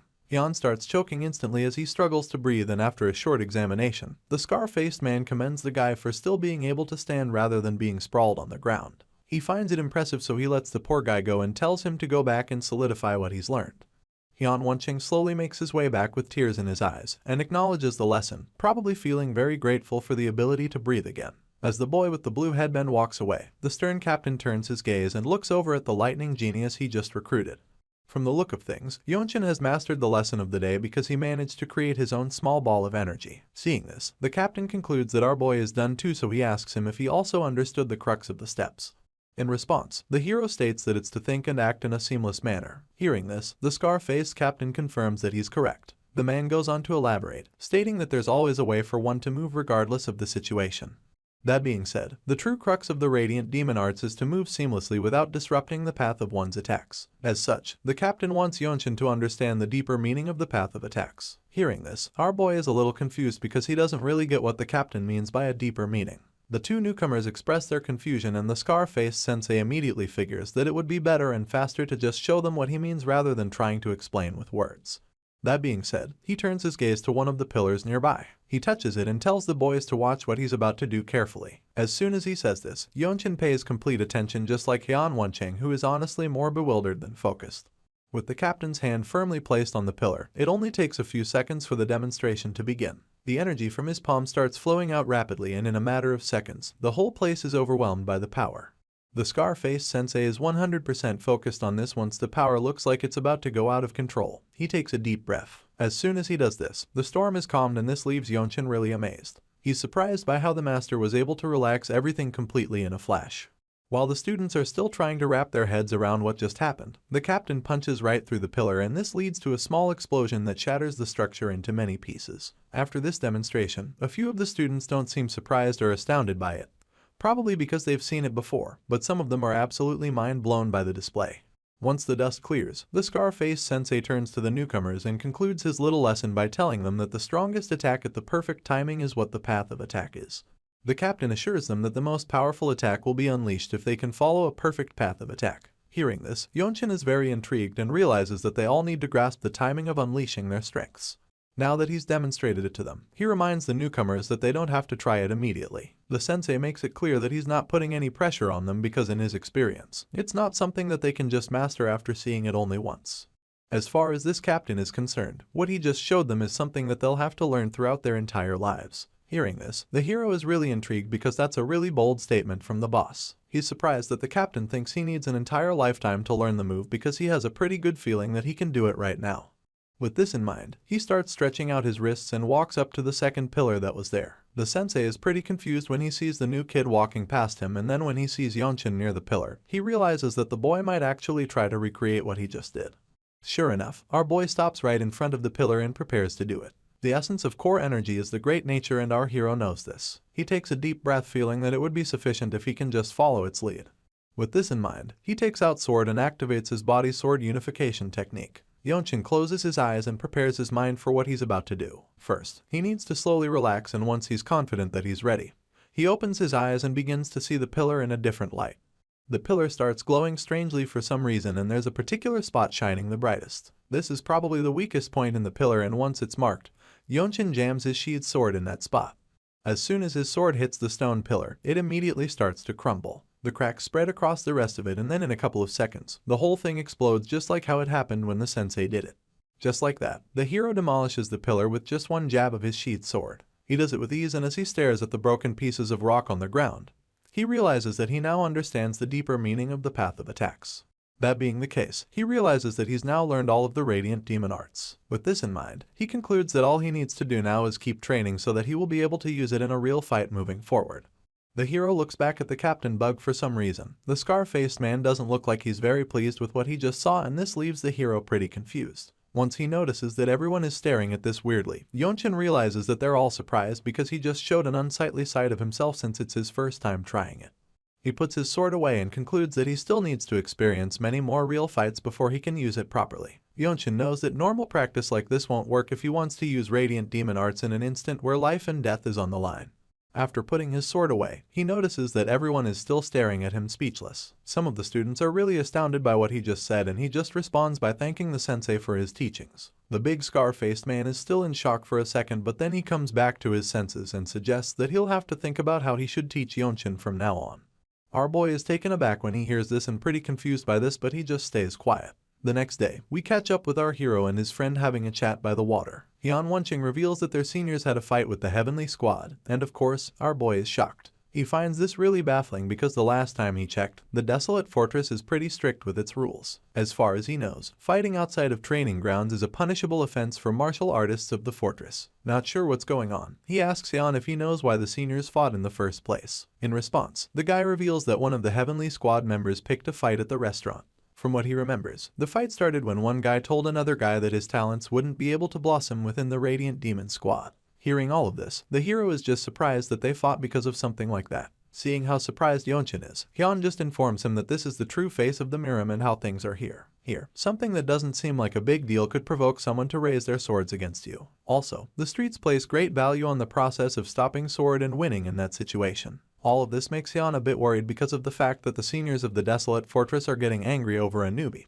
He admits that he wouldn't know what you'd do if it was him. Hearing this, our boy becomes a little confused because he thought that the seniors only got mad because some insulted the Radiant Demon Squad. The lightning genius figures that all of this could be an opportunity for him. If he wants to get the fruit of the world tree which all the nobles of this world worship, then he'll need to accomplish something. He also knows that he'll definitely need help from others in the process of doing so. While the best way to gain the trust of a martial artist is to owe each other their life, Yonchin feels that it is not a bad idea to make a good impression on squad members first. Our boy gets up with this in mind, and Hyun is pretty confused when he sees this. Yonchin has done some thinking and now he feels that Hyun was right.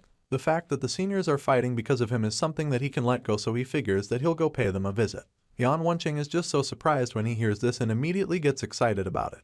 He's happy to see that Yeonchin is the chivalrous person he thought he was. He is glad that his new buddy now understands the code of martial artists, but Yeonchin doesn't really think that what he's doing can be considered chivalrous. The two friends make their way to visit the seniors, and upon arrival, the guys are surprised to see the newbies. There's no lesson today and they still came all the way here to train, so they're convinced that the new guys are really working hard. The newcomers don't say anything in response and just keep moving. The proud seniors start gloating at this point, claiming that there's no need for them to be training so hard when they're still wearing white. But then again, some others feel that then wearing white is the main reason why they should be training really hard. After all, it's a desirable attitude. Yeonchin and his new best friend Hyun Wonching walk over to meet the sensei, and as soon as they greet him, he asks them if they ran into any problems while training. Out of the blue, our hero responds by telling the captain that he wishes to age a spar, and judging by the look on Hyun's face, it's pretty clear that he wasn't aware of this plan. Hearing this, the captain doesn't think it's such a big deal since he feels that Yeonchin was just referring to one of the other students in his class. So, he tells our boy to pick an opponent, but the genius suddenly reveals that he wants to fight someone from the Heavenly Squad, and not the Radiant Demon Squad. As you can imagine, all those around who hear this are stunned. The captain still isn't really disturbed by this request. He figures that Yeonchin must have caught wind of what happened the previous day, so he assures the boy that there's no need to get so worked up over it. Our boy is definitely not worked up by it. Rather, he just would like to be able to see the heavenly sword arts which he's admired for a long time in person. Right now, he's seriously trying to convince the captain to get on board with him, but the man just doesn't agree with him. The sensei informs him that it's too late for him to say something like that and then concludes that Yeonchin is too agitated. Even though this is what he thinks, he still feels that it's not such a bad thing to see the newbie getting worked up over his seniors. Yeonchin keeps trying to convince the man, claiming that he wants to spar so that he can prove that the Radiant Demon Arts is a great martial art. He's determined to make the sensei grant his request because he knows that he would be able to gain fighting experience with the Radiant Demon Arts, observe an advanced martial art, and also leave a good impression on his seniors. This way, Yeonchin would be killing 3 birds with 1 stone, and he knows it. The captain reminds him that he has not learned the same kind of martial arts as the Heavenly Squad, and that he also hasn't fought in a battle together. That being said, he informs our boy that there's no reason for the seniors to go easy on him even though it's going to be a sparring session. But then again, this is exactly what Yeonchin is hoping for with this matchup. The moment he says this, all the other students around gasp in shock. The scar-faced man ponders on the situation for a second and admits that this is the kind of spirit befitting of a martial artist of the Desolate Fortress. He would love to see what Yeonchin will be like when he's older, and he's starting to believe that this kid could actually become the next captain of the Radiant Demon Squad if he's somehow able to survive the fight he's asking for. With all of this in mind, the sensei finally agrees to help arrange a spar with the seniors. He claims that he'll pass the message on to the Heavenly Squad, and our boy just clenches his fist, feeling really accomplished. The scene changes, and the next thing we see is that our hero is also at the Heavenly Squad arena. Apparently, it didn't take long for the match to be organized, and so all those aware are very excited for the duel. Those in the crowd are really surprised that a white robe would challenge a student in a blue uniform. Those watching start whispering about it, and one guy reveals that the duel is supposed to be a guidance fight for the sake of learning. They're all curious to see how many bouts the new guy will last in this matchup, but even though they're not sure, some of them are pretty confident that Yeonchin won't last more than 10 bouts. On the other hand, some feel that it's even outrageous to think that a newly joined white robe can last 10 bouts against a blue robe. While all the murmurs are going on, the hero quietly observes his environment as well as his opponent. The blue robe student he'll be facing got his hair packed in a bun, and judging by the stubble on his face, he's been here for a while. The guy in the blue robe takes his battle stance and keeps his hand close to his sword, ready to strike at any second. Yeonchin stands on the other side and pays close attention to his enemy's movements while the captain of the Heavenly Squad starts to panic. The black-haired captain, Han Cholmok, doesn't look like he's friends with the captain of the Radiant Demon Squad at all. Both men just avoid eye contact initially, and as you can imagine, this just builds the tension and the awkwardness in the room. Just then, Han Cholmok breaks the silence to make a bet. The guy is so confident that Yeonchin will be a walk in the park for his guy that he promises to give the kid one of the Heavenly Squad's elixirs if he can last up to 10 bouts during the fight. Hearing this, the scar-faced captain suggests that an elixir is a pretty big thing to gamble with, but Han Cholmok responds by suggesting that the guy is just afraid he'll lose. At this point, the captain of the Radiant Demon Squad gets pissed off, so he warns his rival not to provoke him any further and then reminds him that the Desolate Fortress elixirs are not things that can be used so frivolously. In response, Han Cholmok just claims that the honor of the Radiant Demon Squad and the Heavenly Squad is on the line here, and as far as he's concerned, there's nothing frivolous about that. At this point, Scarface doesn't have anything to say. He's left speechless by this, so he sighs in defeat and accepts the bet, which Han is glad to hear. The crazy-looking captain flops down on his seat and reminds his rival that they need to trust their own people because they're the leaders after all. The captain of the Radiant Demon Squad glances at the guy for a second and just smirks confidently after because deep down, he knows that this fight is going to be a major upset. The Blue Robe Senior is the first to recognize his opponent as young Yonshin, White Robe of the Radiant Demon Squad.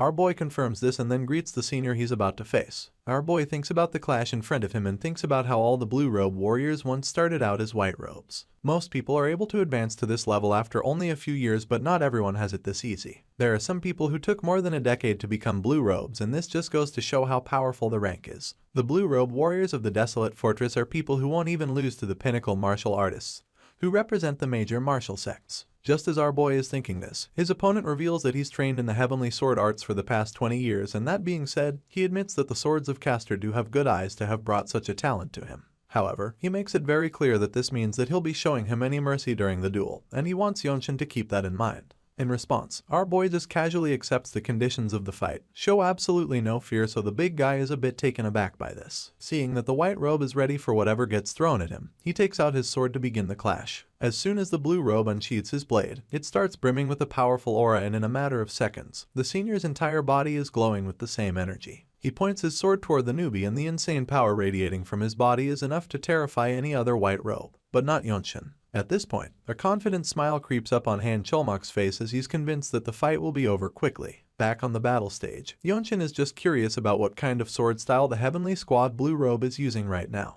He's not sure what it is, but he knows that it's not going to be enough to stop him, so he just smirks confidently at this point and decides that it's time to throw away unnecessary thoughts. Our boy slowly reaches for his own sword and unsheathes it too. Yonshin's blade starts glowing too, and this just makes him more confident to use his own style of martial arts regardless of whatever style the opponent uses. The extremely powerful Blue Robe Senior sees this, so he lets our boy have the first attack and encourages Yonshin to come at him. Sure enough, the hero doesn't even hesitate to throw the first blow since he's the challenger after all. Without a second thought, Yonshin activates his limit releasing technique, and in the blink of an eye, he's right in front of the Blue Robe. Our boy charges at the senior with a powerful strike, and of course, the guy with 20 years of experience is able to deflect the hit, but it's not as easy as he thought it would be. Right after blocking the first strike, the Blue Robe starts to question himself because he's pretty overwhelmed by how fast the newbie is. He barely blocked that first hit, and while he's still trying to regain his balance, Yonshin unleashes another swift attack at him. The senior blocks this second strike in the nick of time, but the underdog doesn't give him any breathing space. Yonshin bombards him with sword strikes from all angles, and the senior is forced to block each hit like his life depends on it. The captain of the Heavenly Squad is shocked when he sees his student struggling against a kid that just arrived only yesterday. He can't believe that such speed can be possessed by a White Robe, but Scarface doesn't look surprised at all. The captain of the Radiant Demon Squad just smiles because he saw this coming. Seeing that level of skill from a person who's so young is something that inevitably takes one's breath away, and this is why the Blue Robe hasn't been able to do anything. He's still in shock. However, the captain also knows that his new student won't be able to win if he doesn't make use of this opportunity now that he has the upper foot. He's still fighting against one of the toughest Blue Robe seniors in the Heavenly Sect, so it's just a matter of time before the guy finds a way to counter. Yonshin knows this too, so he doesn't stop his barrage of attacks for even a second. He keeps slashing and jabbing at the opponent, hoping that he can land one clean, but the experienced warrior just keeps blocking every single strike even though it's not been easy. Yonshin thinks about the limit releasing technique and realizes that while being rational, he's gotten stronger than before he first entered this place. Now, he has his physical body trained with the Young Clan's movement and the principles of martial arts. He's come to realize that the more inclined the sword trajectory is, then the more back muscles it uses. With this in mind, Yonshin goes ahead to try the style of attack he's thinking about. He plants his foot on the ground, knowing that it creates a rotational force when taking a step forward and turning with core energy. As soon as he does this, he's finally able to land a hit on the Blue Robe right across the chest, and when all those watching see this, they can't believe their eyes. It's so shocking to all of them, including the senior Heavenly Squad warrior, who just got hit. After landing the hit, our boy realizes that he's just learned another move, and so, he's eager to try it out again, and this time around, he uses his powerful strike to disarm his opponent. The Blue Robe sword is seen flying right out of his hands, and before he can even find his footing, he realizes that it's all over because he tries to turn and sees that the tip of Yonshin's blade is less than an inch away from his neck. At this point, the senior just sighs in defeat, accepting his loss while the underdog heaves a sigh of relief. With his sword now pointed at the Blue Robe's throat, it's clear to everyone watching that the newcomer just defeated a White Robe. This is absolutely shocking to the seniors, but it's a monumental moment for all the junior students. They're also excited to see that their colleague defeated a Blue Robe, so they start cheering Yonshin on. Meanwhile, the boy just sheaths his sword back after this and puts it away, feeling zero excitement and showing absolutely no emotion. After this big win, he greets the senior once again, knowing deep down that he got lucky. He knows that the only reason he beat such an experienced warrior is because he took the guy by surprise with his overwhelming momentum. He's 100% sure that the results would be different if they are given another chance to fight each other right now. With all of this in mind, Yeonchin simply thanks the senior for giving him the opportunity to observe such high-level swordsmanship. In response, the blue robe just smiles at the underdog before going to pick up his sword. He admits that he was surprised by Yeonchin's sword trajectory and rotational force, and after experiencing them firsthand, he concludes that the young genius in front of him possesses martial prowess beyond his years. At this point, he starts walking off the stage, but it doesn't stop him from commending the kid. He feels that our boy has an incredible talent for the sword, and with this in mind, he realizes that he must have just faced the one they call the lightning genius. On top of being so young, Yeonchin possesses martial prowess that's unfathomable, so he's convinced that the Radiant Demon Squad has found a treasure in the kid, and this is something he's truly envious of. The honorable blue robe accepts his defeat and makes his way out of the arena like the champion he is, but the captain of the Heavenly Squad is in utter disbelief. Now that the fight is over, the hero can finally breathe normally, so he decides that he'll name this new technique Energy Accumulation Discharge. While he's thinking about this, the Scarface sensei calls out to him. The captain gives him a small box and he's surprised to receive the gift. He accepts it anyway and is shocked when he sees what's inside. The captain just smirks once again because he knew that the boy would like it. It's an elixir of the Heavenly Squad, and his mind is completely blown when he sees the gold ball sitting pretty in there. His captain assures him that the elixir belongs to him now, and the look on his face suggests that he's still in shock. After our boy's shocking victory over one of the Heavenly Squad warriors, the rest of the blue robes are pretty shaken up. They're all quite restless as a result, and they can't help but talk about the shocking upset. One long-haired girl in particular is really concerned about the whole thing. To her, Yeonchin is practically a monster because she can't believe that someone his age would be able to defeat a skilled swordsman like Guik Hyun, who's also a blue robe from the Heavenly Squad. This blue robe brunette is Beak Marieo, a Zen sword demon. As much as she feels the kid might be a terrifying powerhouse, she has also come to learn that he's hardworking, humble, and polite. He's also good at seeing through martial arts from what she's heard. Hearing this, Chung just agrees with her, claiming that the boy is definitely a talent they've never seen before. For some reason, Beak Marieo is very concerned about this because she feels that Yeonchin will be able to apply the same principle in a different posture when she uses a technique while sparring.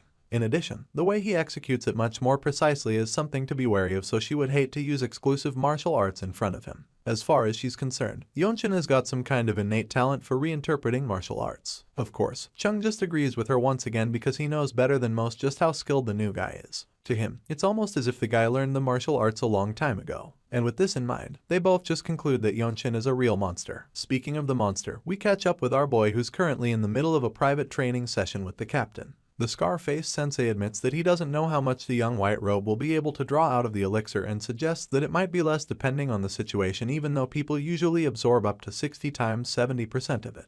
The captain informs him that he could damage his energy core or blood vessels if he acts recklessly because he thinks he's absorbing less. That being said, he warns Yeonchin not to be too obsessed with it, and our boy acknowledges this piece of advice. The Scarface sensei reveals that the way to consume the elixir is to allow it to flow into his core energy and then circulate that energy endlessly until it has melted completely. He promises to step in and help if the boy's energy circulation becomes unstable, so he urges Yeonchin not to be surprised by that and tells him to adapt accordingly. Hearing this, the young hero picks up the elixir and acknowledges everything the leader just told him. Now that he's prepared enough, he throws the tiny gold ball into his mouth and begins to absorb it. As soon as the elixir enters his body, he can already feel the energy within increasing tremendously. The energy grows rapidly inside of him and he remains as focused as he can, allowing the elixir to be absorbed. His body begins to glow after a short while, and the captain observes the ritual very closely, prepared to jump in and assist at any time. The energy is so overwhelming to the point that it fills the room, so it's not much of a surprise when we see that the blondie and the brunette outside sense what's going on in there. They both realize that they must have started the ritual, and they're both pretty curious to know how much stronger the kid will get after eating the elixir. As the sun sets, our boy continues to absorb the energy. The power from the elixir can be seen manifesting inside of him, from his head to his chest to arms and even his belly. The captain notices all of this and is a little surprised. From what he knows, this is the first time Yeonchin is absorbing an elixir, but somehow, the boy's circulation of his energy is extremely natural. From the look of things, there's really no reason for him to help out. Yeonchin clearly has everything under control. The whole time, the hero has his eyes closed and keeps his focus at 100%. The stern look on his face confirms just how serious he is about this, and the way the power fills the room confirms that he's doing the right thing. The captain just stands behind him the whole time, waiting for him to finish circulating the energy, and then all of a sudden, the young genius can feel flames in his hands. At this point, he finally opens his eyes to see them, and that's when the sensei congratulates him. The scar-faced captain informs him that he's completely absorbed the elixir, and in response, Yeonchin reveals that the newly obtained core energy seems pretty strong. The kid is fascinated by the energy flowing around his body, especially his hands, and while he's getting used to the new power, the captain just admits that he didn't expect the boy to successfully absorb the entire elixir. On top of that, he even did it without any help. While checking out his new power, Yeonchin suddenly realizes something. Now that he has more energy, he can detect presences that he didn't even detect before absorbing the elixir. He can now sense that his seniors are surrounding the place, and so he wonders if they were protecting him because they thought he would become completely vulnerable while absorbing the elixir. With this in mind, he concludes that he was being protected while he was absorbing the elixir, but the captain doesn't say anything in response. The scar-faced man attempts to walk out of the room just like that, but Yeonchin calls him back and asks him why everyone is being so nice to him all of a sudden. At this point, the captain turns around and informs him that they aren't giving him any special treatment, claiming that this is done for all members of the Radiant Demon Squad. He reveals that it becomes something natural once you have risked your life a few times in Django. The stronger he becomes, the better it is for the Radiant Demon Squad as well, and while the captain is revealing all of this, we see the blue robes making their way down the stairs, which all leaves Yeonchin pretty speechless. The scene changes, and later that night, we see the lightning genius sitting alone in his room. He sits on the bed and ponders deeply about his current situation. Now, he has more energy and feels that what he had before can't even be compared to it. Because of this, he really wants to check out just how much stronger his martial arts have become. That night, the hero leaves his room and walks out to the training yard, and that's where he is suddenly interrupted by the Zen Sword demon. Yeonchin is surprised to see her, and then she asks him if he came out to train because he couldn't take it anymore. To this, he simply replies that he did. In response, the brunette admits that she suddenly realized something right after watching his fight.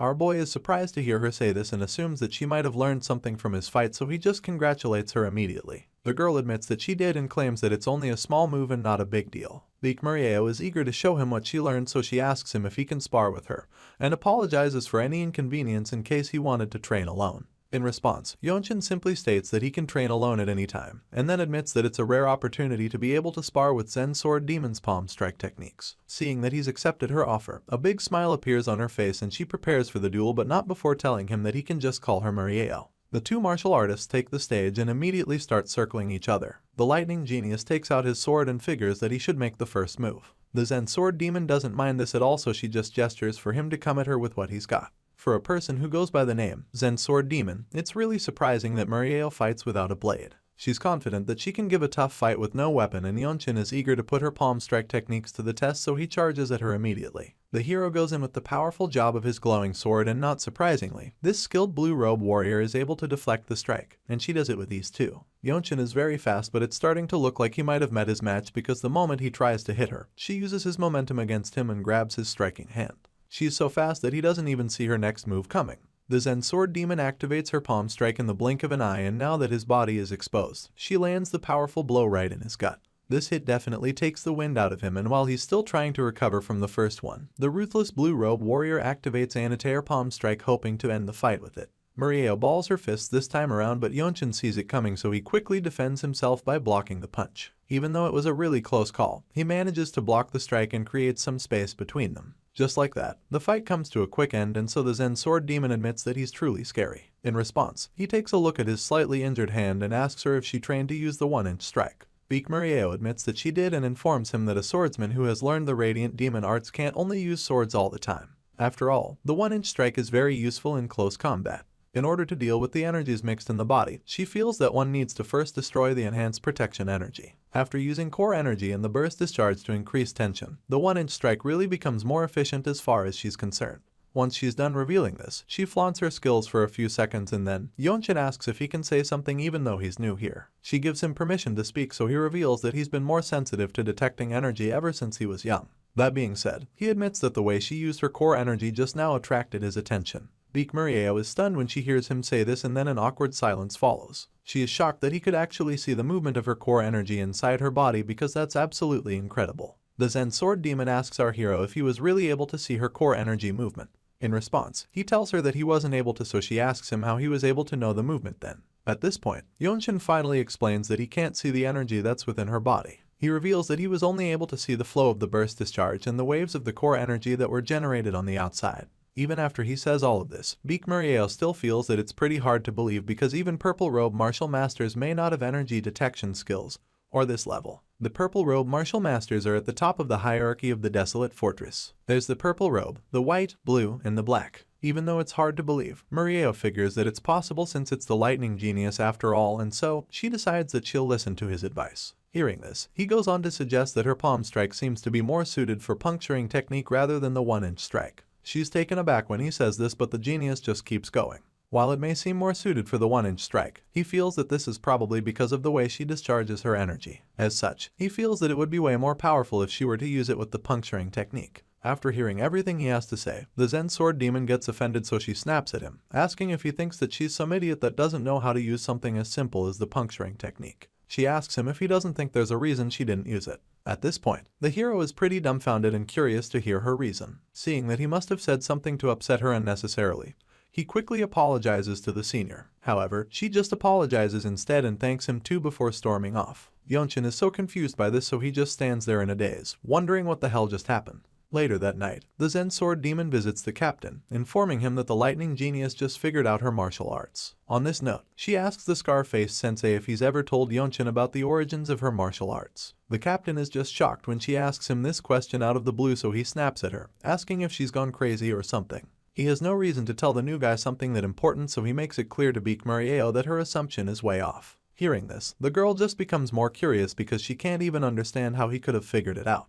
Seeing how worked up the Zen Sword demon is about the issue, the captain asks her if it seemed as though the boy figured out that she tweaked the lost martial arts, which is the heavenly demon sacred arts. To this, she admits that it did seem like that, and this just puts a smile on the captain's face. He once again talks about how special Yonshin is and assures her that it would be difficult to find anyone else like him within Jianghu. From experience, the man knows that people like our boy appear in the world occasionally. People like pinnacle martial masters who are considered the strongest in the world alongside the noble race and iron race. Beak Muriel doesn't look happy to be hearing all of this, and she's surprised that the new kid could actually be that special. To clear her doubts, the captain boldly claims that the boy is definitely the future of the Desolate Fortress. The captain doesn't know how those who haven't seen the young genius think, but what he does know is that the advice Yonshin gives shouldn't be underestimated at all. At this point, Beak Muriel wonders if the man is telling her to go discuss the heavenly demon sacred arts with Yonshin. In response, the captain confirms this, telling her that there are limits to learning it alone. Unfortunately, he doesn't have enough time to help her right now, so he feels that the correct thing would be to seek Yonshin's help because he possesses the qualities of a martial arts founder. The captain believes that the lightning genius is someone who can adapt any martial art to one's body. As you can imagine, the girl is shocked to hear that the new kid could actually be a martial arts founder. The captain senses the vibe from her and suggests that it's probably just her if she feels bothered by it.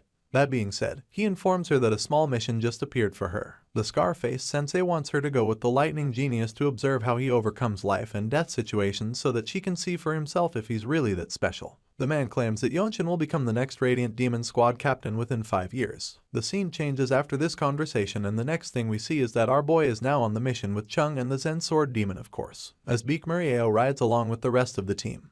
All she can remember is the captain telling her that she should go and see whether he is someone worthy of becoming her superior. The team finally arrives at the stage station in Genping County. Yan Wenqing came along as well, and he's absolutely exhausted after riding on horseback for the past 10 days. While everyone else gets off their horses, the genius just observes everything around him. In a flashback, we get to see when the captain gave the team the briefing. He informs them that the people who bring offerings to the Blood Flame cult have settled down there in recent times. Because of this, they've been slaughtering the livestock and ruining crops. The village affected is located in Genping County, in the south of Shaanxi, and usually this branch would be able to deal with the intruders, but the elixir of the Manhwa sect was stolen. Yan Wenqing is shocked to hear this and wonders if this elixir is the one known as the Plum Blossom Pill that's on par with the Shaolin Temple's Great Revitalization Pill. The captain suspects that it's the same one and admits that the situation has escalated to the point that it now involves the whole of Shaanxi. Now, they no longer have the spare manpower, and so they've asked the main branch of the Desolate Fortress for help. That being said, the captain wants them to go and deal with these intruders known as the Blood Flame cult. Back in the present, the hosts come out to see the warriors that have been sent to help them. They seem pretty pissed that the martial artists from the Desolate Fortress took so long to arrive, and our boy is just taken aback by how rude the fat man is. The man goes on to complain about how young they are and suggests that they might not even be able to defeat the man threatening their village. The fat man feels that they're just 4 kids way in over their heads. Yonshin gets pissed and then asks his friends who the hell fat guy is. In response, the blondie reveals that this guy is just one of those ignorant officials who have never seen a true martial artist before. He explains that there are many people like the fat man who think that the Desolate Fortress is their broom or something. Sure enough, the man hears this and scolds the young warrior for being so disrespectful to him. Yeonchin is already fed up with the fat man's noise, so he asks if he can block the guy's mute acupoint. Chung gives him permission to do it so that they can get over with the mission and go back home, before the fat man can even realize what's going on. Our boy hits the spot and turns him dumb in a flash. He looks the official dead in the eye and informs him that they don't take orders from him. After this, they head out into the woods to find the threat, leaving the rude man to his fate. On the way, Hyun expresses how shocked he is to discover that Yeonchin also learned how to block acupoints too. The genius confirms this, so his talkative friend concludes that just calling him by his name is too disrespectful for a man of his power. As such, he decides to start calling our boy Warrior Young. In response, the hero tells him to do as he pleases, referring to him as a Desolate Fortress Sacred Warrior. Hyun is so pleased when he's given this title, and while he's distracted, Chung comes along to talk with the genius for a while. He approaches Yeonchin and reminds him that the government and the Murim will not invade each other. But then again, he also reveals that those with the government get more freedom than other martial artists because the imperial family allows it. Chung is referring to the incident with the fat official from earlier, telling him that it's fine if he wants to mess around with idiots who think they have them on a leash because that's the kind of group the Desolate Fortress is. That being said, Beak Murieo chimes in, telling him to never overdo it even though she feels that he did great by shutting the rude man up. Yeonchi seems to understand what they just told him and he appreciates the advice. Just then, Hyun sees something strange happening in the village not too far away. The martial artists all stop to see what's going on, and that's when they see the scary-looking man holding a baby. The parents of the child curse at the man, but he just tells all of them to be quiet, including the crying baby. Seeing this, Yeonchin realizes that the terrifying beast of a man is a blood flame cultist, so he blasts himself out of the woods and charges at the bad guy. Yeonchin blasts out of the woods, headed toward the blood flame cultist, and just then, he looks to the side and sees that Chung is right beside him. The blondie even overtakes our boy and he's taken aback by how fast the guy is. As he watches Chung pull away from him, he realizes that the guy is using the noble race's mobility arts called the grass flutter. The guy is moving so fast that his feet are glowing as sparks scatter all over the ground beneath him. As if that wasn't shocking enough for the lightning genius, he sees Beak Murieo blaze past him as well. At this point, he's shocked, but at least he's still faster than Hyun Woncheng. Or so he thought.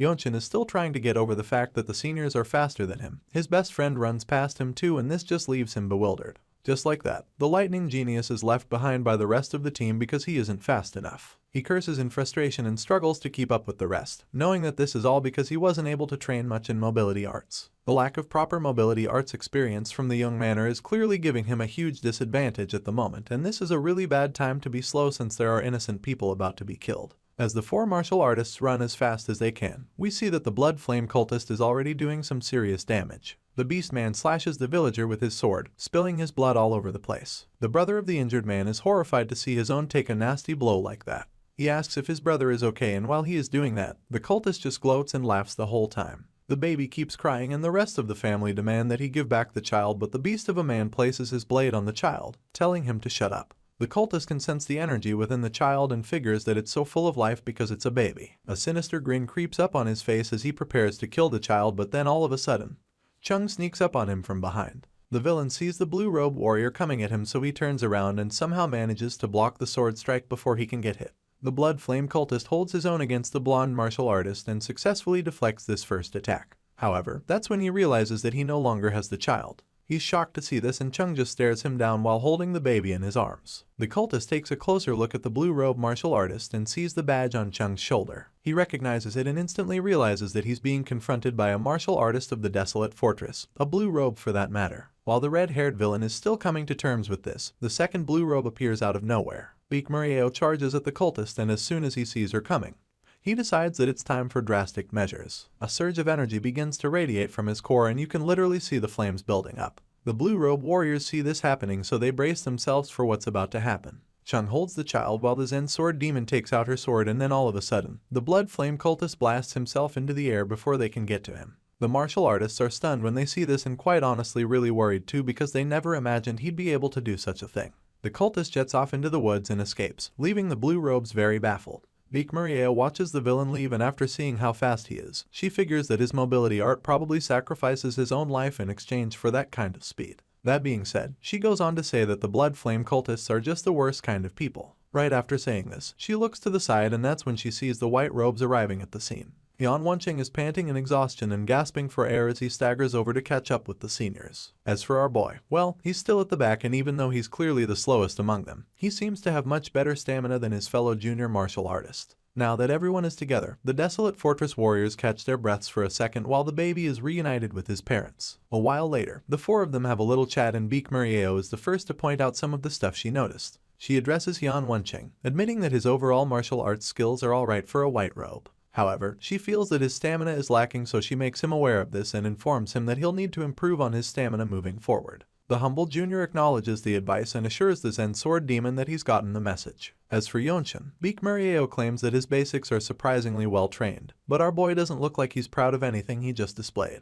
She says that his basics are trained to the extent that it's rare to find someone like him even among the 9 great sects and 8 great clans. The Zen Sword Demon claims that she noticed this when she saw how he ran without using any techniques. Just from his physical abilities alone, she's convinced that there's probably nobody in the Radiant Demon Squad who can hold a candle to him. She rates him so highly that she uses the opportunity to compare him with her fellow Blue Robe warrior. As far as she's concerned, a frail and thin member of the noble race like Chung Mayang can never be his match in terms of physical abilities. Hearing this, the blondie just laughs over it and even agrees with her. As such, he tells Yonshin that he shouldn't even be disappointed about not knowing any mobility arts. The seniors joke around, hoping they can lighten the mood and make the genius white robe feel better, but Yonshin doesn't look like he's finding anything funny. Our boy just stands there looking all moody without saying a word, and when Chung notices this, he decides to take things a step further. All of a sudden, he asks the lightning genius if he'd like to learn mobility arts from him, and this catches the gloomy junior off guard. He's taken aback by the offer, so he expresses his shock and asks Chung if he's really serious about the offer. The blondie confirms this, but goes on to explain that he won't be able to teach him the mobility arts of his own household.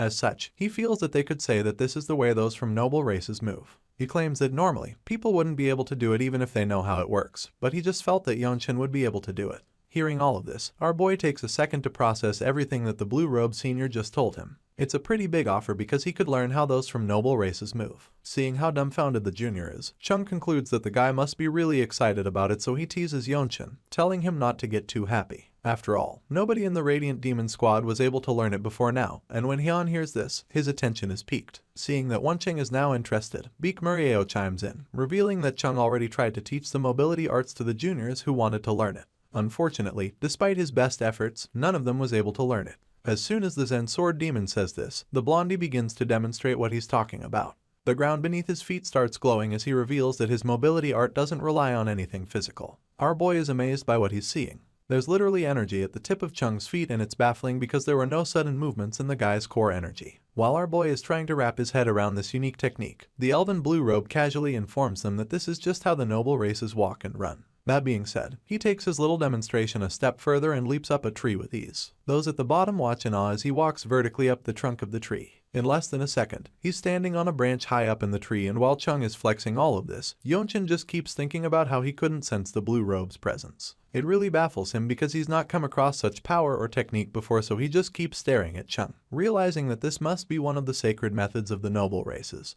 Our boy is very sure that what he just saw wasn't sire energy, but he feels that it was something very similar to the core energy that was supporting his body. Just then, Chung Mayang lifts a foot off the branch causally, and in the blink of an eye, he's back on the ground with the rest of the group. The guy lands on his tippy toe like a ballerina, making zero noise, and Yonshin is really impressed to see that it's as if a leaf is falling even when Chung comes down from great heights. After this cool demonstration, the Blue Robe martial artist gives the hero a gentle smile and asks him if he understands it now. In response, Yonshin just reveals that he's thinking of what he can do to use core energy to create wind, since he doesn't have authority like members of the noble races. Chung is taken aback by this response, and his eyes widen in shock because he doesn't understand how Yonshin could tell that he's using the energy of nature just by watching his display once. The blondie is really baffled at this point, so our boy suggests that the whole point of the demonstration was from him to get the point. As soon as he says this, the others are dumbfounded because he just made a lot of sense right now. Now that he's gotten the right information from the display, he thanks Chung because he's also gotten a few ideas as a result. For starters, Yonshin feels that he could use his movement like a technique and then divide his core energy to use it. The seniors aren't sure where he's going with this idea, and before he can even get to the point, he rushes into the inn to finalize HSU thoughts. He feels that it could take a while, so he goes in to get a place for them to pass the night, and his behavior just leaves Chung speechless. Later that night, we see our hero meditating seriously in private. He thinks about the energy of nature, and with this in mind, he's gradually able to generate the power he's been wanting to. Outside the building, Chung is trying to relax in a hammock, but his rest is interrupted when he hears a loud creak from below. He opens his eyes feeling pretty confused, and that's when he sees Yonshin coming out the door. The lightning genius walks past him without saying a word, and it's almost as if our boy might have been possessed. Yeonchin walks out to an empty space in the yard and finally stops there. He looks down at his feet and can instantly see the ground beneath him glowing. Chung, who's been quietly watching everything, is shocked when he sees the technique that the White Robe Jr. is about to pull off. The energy grows rapidly, and in a matter of seconds, it's clear that the lightning genius might have mastered the mobility arts of the noble races. The scene shifts and changes to one quiet morning. While a few birds are digging around for worms, Hyun Woncheng is out with his sword already. The guy doesn't look like he's in a really good mood, and judging by his loud sigh, he's pretty tired. The guy looks up at the hills and thinks to himself for a minute. He admits that it's hard to believe that they've only been here for a month, and yet the lightning genius has already learned the noble racist mobility arts. Chung chimes in at this point, claiming that no one can deny that the kid has the qualities of a martial arts founder. Even the captain of the Radiant Demon Squad chose to focus on his own mobility arts in the end, and yet this new kid has already learned that of the noble races. Hearing this, the Zen Sword Demon suddenly begins to recall what the captain told her before she sets out on this mission. She remembers how he told her to go and see if the lightning genius is really somebody worthy of becoming her superior. We also get to see when the rest of the group met to send Yeonchin out on a mission by himself. Yeon is particularly not sure that it's alright to send the kid out there alone. However, Baek Murieo doesn't think so. She claims that those people got so scared that they stayed indoors for a whole month. Besides, it's just a reconnaissance mission, so she feels that Yeonchin alone should be sufficient. Just then, the scene changes and we get to see our boy blazing through the forest with mind-blowing speed. He's moving way faster than he's ever done before, and he definitely feels lighter thanks to the new mobility arts that he just learned. The proportion of speed and amount of effort to put in can't even be compared to what it was previously, and he couldn't be more excited about it.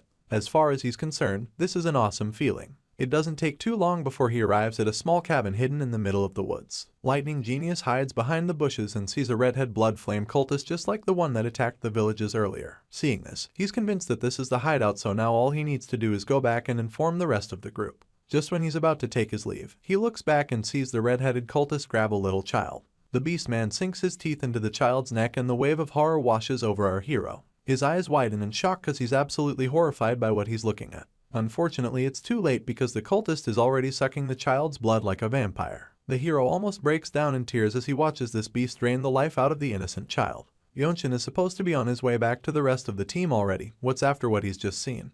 He can't get himself to leave that place without avenging the child. He comes out of the woods like a ghost and stands quietly in front of the house. Of course, the blood flame cultist sees him, so he sets the child aside and asks our boy who he is. Or asking this question, he recognizes the outfits and realizes that the angry-looking swordsman in front of him is from the Desolate Fortress. As you can expect, our boy is way too furious to even exchange words with this cultist. He just glares at the beast, and when the evil man sees this, he just starts laughing. The cultist wipes the blood off his face and then starts walking up to our boy with his hand reaching for his sword. He asks if the lightning genius is alone, and when the hero doesn't say anything, he calls him a fool for coming here alone despite being only a white robe. As far as this dummy is concerned, the young man standing before him is practically his next meal, so he blames Yeonchin's bad luck.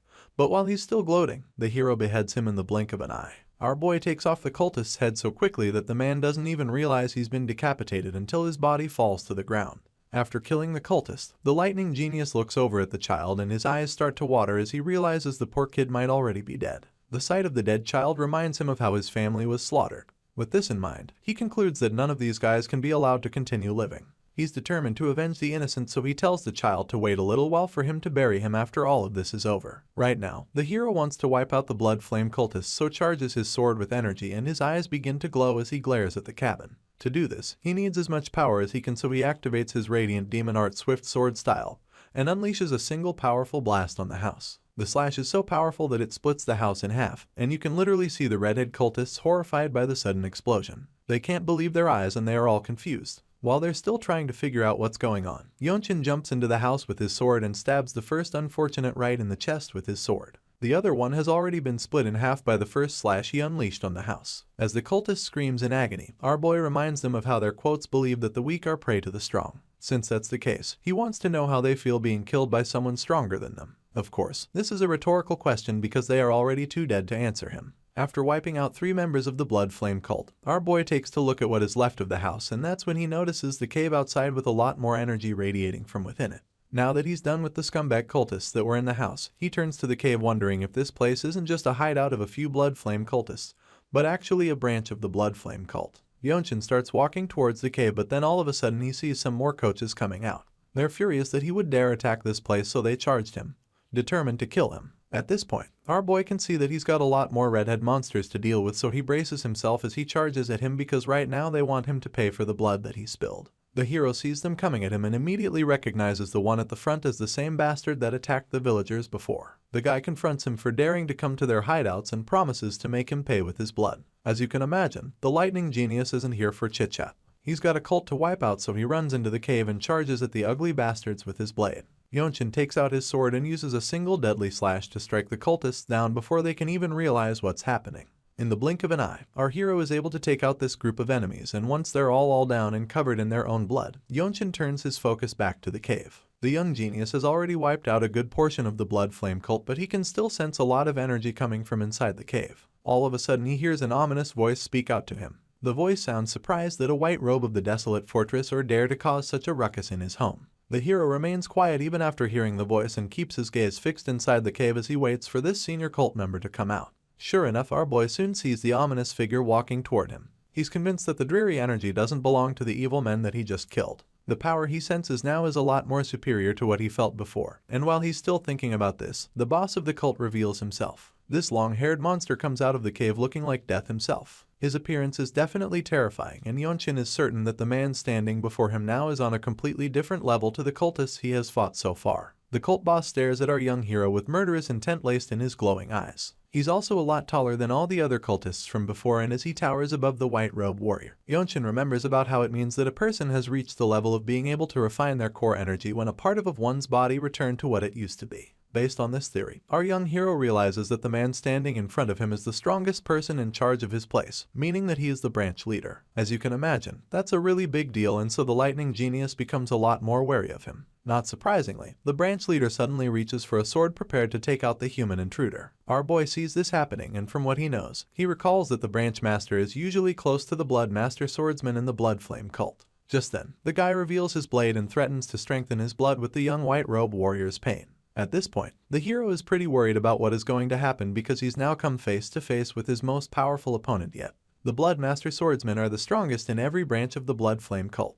This title belongs to the leaders of each branch. To a normal person, or their subordinates, they're almost like death gods, and there aren't many martial masters who possess the prowess to kill them. With this in mind, our boy stands up to the beast of a man even though he's currently very scared. He looks the blood master swordsman dead in the eye as if to challenge him, and when he notices a reaction from the monster, he decides that he'll just go all out in the fight before this tall opponent can get close to him. As he braces himself for the epic battle that's about to go down, and suddenly recalls back when he was only able to win against someone stronger than him because he bombarded the guy with a barrage of attacks before he could even respond. Since the technique already worked before, he figures that it's the best way to go this time around, so he charges up his sword and unleashes a similar slash on the blood master swordsman. Our boy attempts to land as many hits as he can as fast as he can, but while he's still trying to do this, the unfazed blood flame cultist tells the young white robe warrior that he's become way too arrogant because he bears the name of the Desolate Fortress. Even though the opponent is clearly not feeling any of his hits yet, he can't just give up. He's determined to finish off every last cultist in this branch, so he activates his limit releasing technique, hoping that it would finally do the kind of damage that he's looking for. It takes a lot of energy out of him, confirming that it's going to be a devastating blow if it lands. Turns out the blood master swordsman knows this as well because for the first time,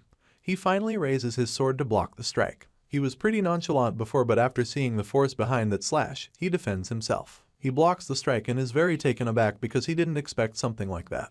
The force from the impact sends our hero back a few meters, but he manages to stay on his feet. Seeing that he actually struck a little fear into the blood master swordsman's heart, he decides to keep going, hoping he can overwhelm the tall cultist. Yonchin's feet start glowing as he propels himself toward the enemy. He blasts himself at the enemy with so much speed and determination. He finally gets to the branch leader and begins to throw everything he's got at the guy. He delivers multiple strikes in the blink of an eye, but somehow this redhead monster is able to block everything with his sword. Sure, he's able to deflect all the attacks, but Yonchin clearly sees that the guy is having a hard time keeping up with his pace. He grunts as he struggles to avoid getting hit, and as the barrage continues, he finally admits that the white robe warrior's technique is not bad at all. Yonchin is delivering yet another strike when he hears the blood master swordsman say this, and he's annoyed that the guy is still this arrogant.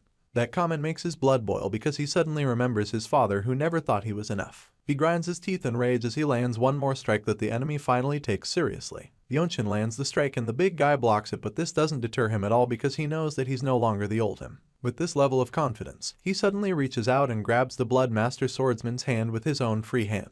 The cultist is shocked to the core when he sees this happen, and before he can even do anything to defend himself, the lightning genius twists the hand with unimaginable speed and power, which just leaves the big guy screaming in agony. By the time Yonshin is done with that hand, the branch leader looks down at it feeling exhausted. The guy is in a state of disbelief for a second because he never imagined that a white-robed martial artist would be able to do that much damage to him. Enraged by this, he curses at our boy and tries to attack him with his only functional hand.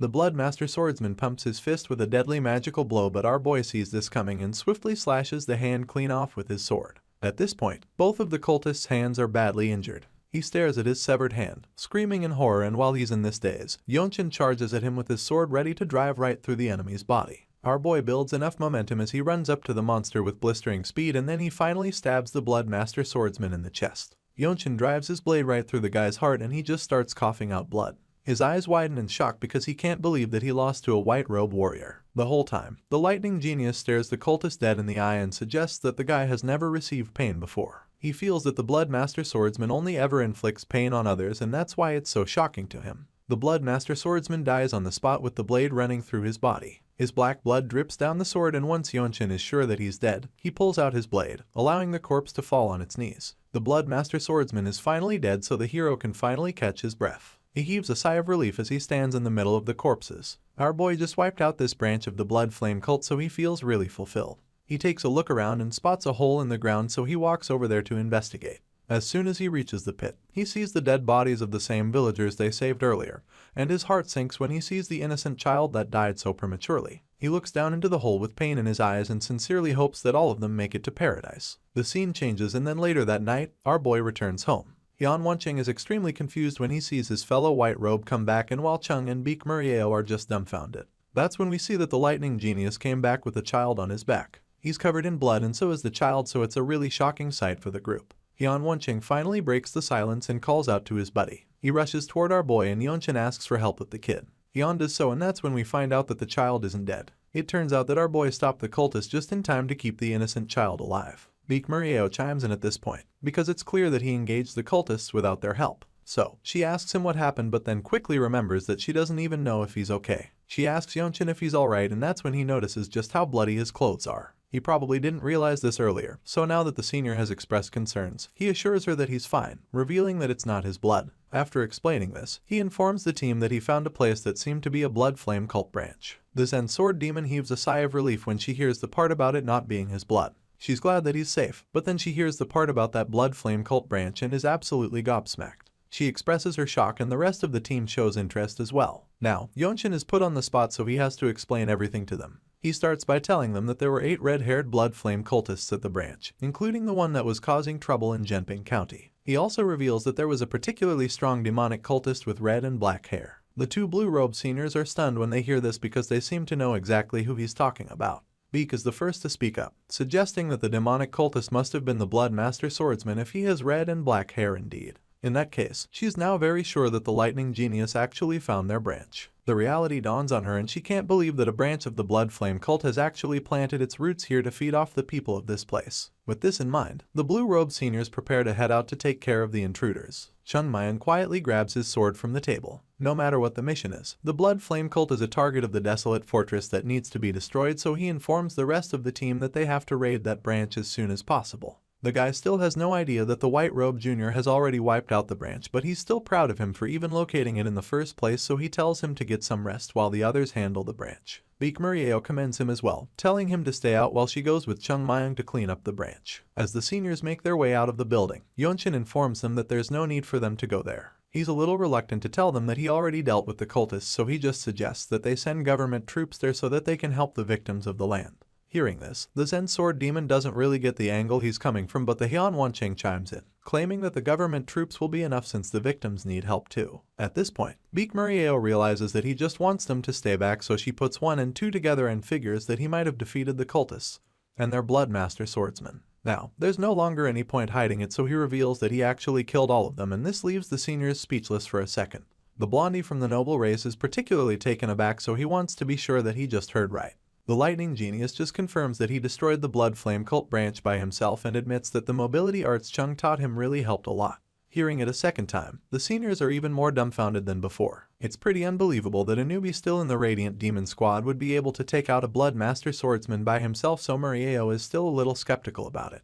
After all, the Blood Master Swordsmen have regeneration abilities. She knows that the fight must have been very dangerous, so she asks Yonshin, but the kid is shocked because he probably didn't know about the regenerative capabilities. Seeing the look of confusion on his face, she reveals that there were warriors who drove the Blood Master Swordsmen to the brink of death. Unfortunately, they couldn't finish the job and were stabbed in the back because they didn't know about the demon cultist's ability to regenerate.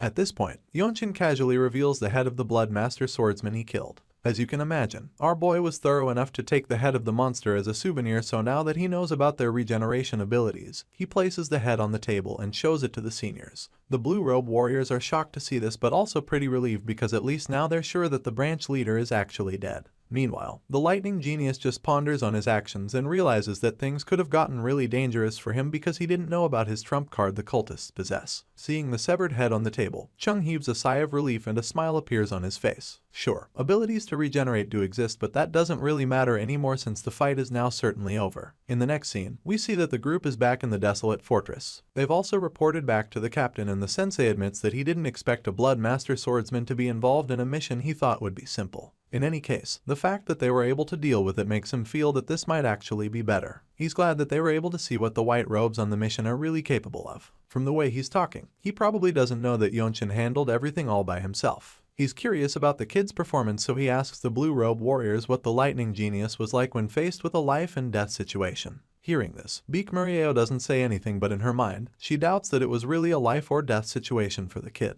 Even Chung doesn't seem to think that it was really that serious, which surprises the captain. So, he reminds that the cultists were probably on a branch level for a Blood Master Swordsman to have been involved, and last time he checked, that's way too dangerous for a white robe warrior. At this point, he's starting to suspect that the seniors left the juniors behind and handled the cultists alone just to protect the white robes. With interrogations getting more serious, the blue robes finally decide to open up about what happened, and Beak Murieo is the first to admit that they didn't actually see what happened during the fight. She nervously reveals this and goes on to explain that Yonshin was sent in a reconnaissance mission alone. However, he ended up annihilating the entire Blood Flame cult branch by himself. As you can imagine, the captain is shocked to hear this, and the guilty-looking seniors just stand there hoping that they don't get scolded for it.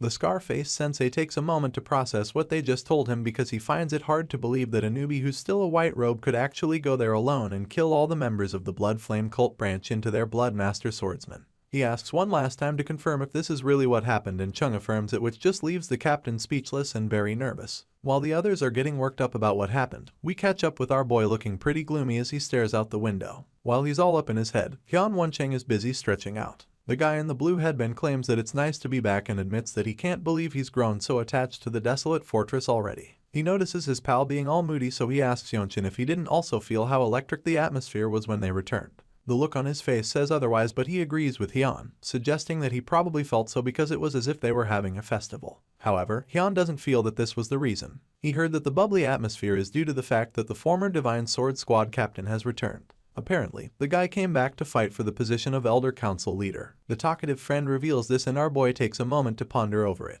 Hyun goes on with the story, claiming that the man brought a boy back with him, a boy who is said to be the adopted son of the famed Desolate Ma clan. Apparently, the boy is also rumored to be extremely talented. At the mention of the Desolate Ma clan, Yonshin clenches his fist unknowingly. It turns out that is his mother's clan, and just thinking about it gets him really worked up. The people of the Ma clan have never come to Zinai County before. They didn't even come when his mother wedded, and even after his mother gave birth to him, the people of that clan never reached out. Not even once. It's a really painful story, and our hero feels that it's just the kind you'd hear in the villages. It's as if they cut off all ties with their daughter, who married into a household that would make them seem like they were of a lower class, and this is all that's running through Yonshin's mind. A while later, we see him in the captain's office. Apparently, the scar-faced sensei called for him, and now he's here wondering what's up. The captain doesn't respond to him at first and instead just stares at him intensely for a few seconds. After a little examination, he's amazed because he can feel that the young white robe's energy is different again.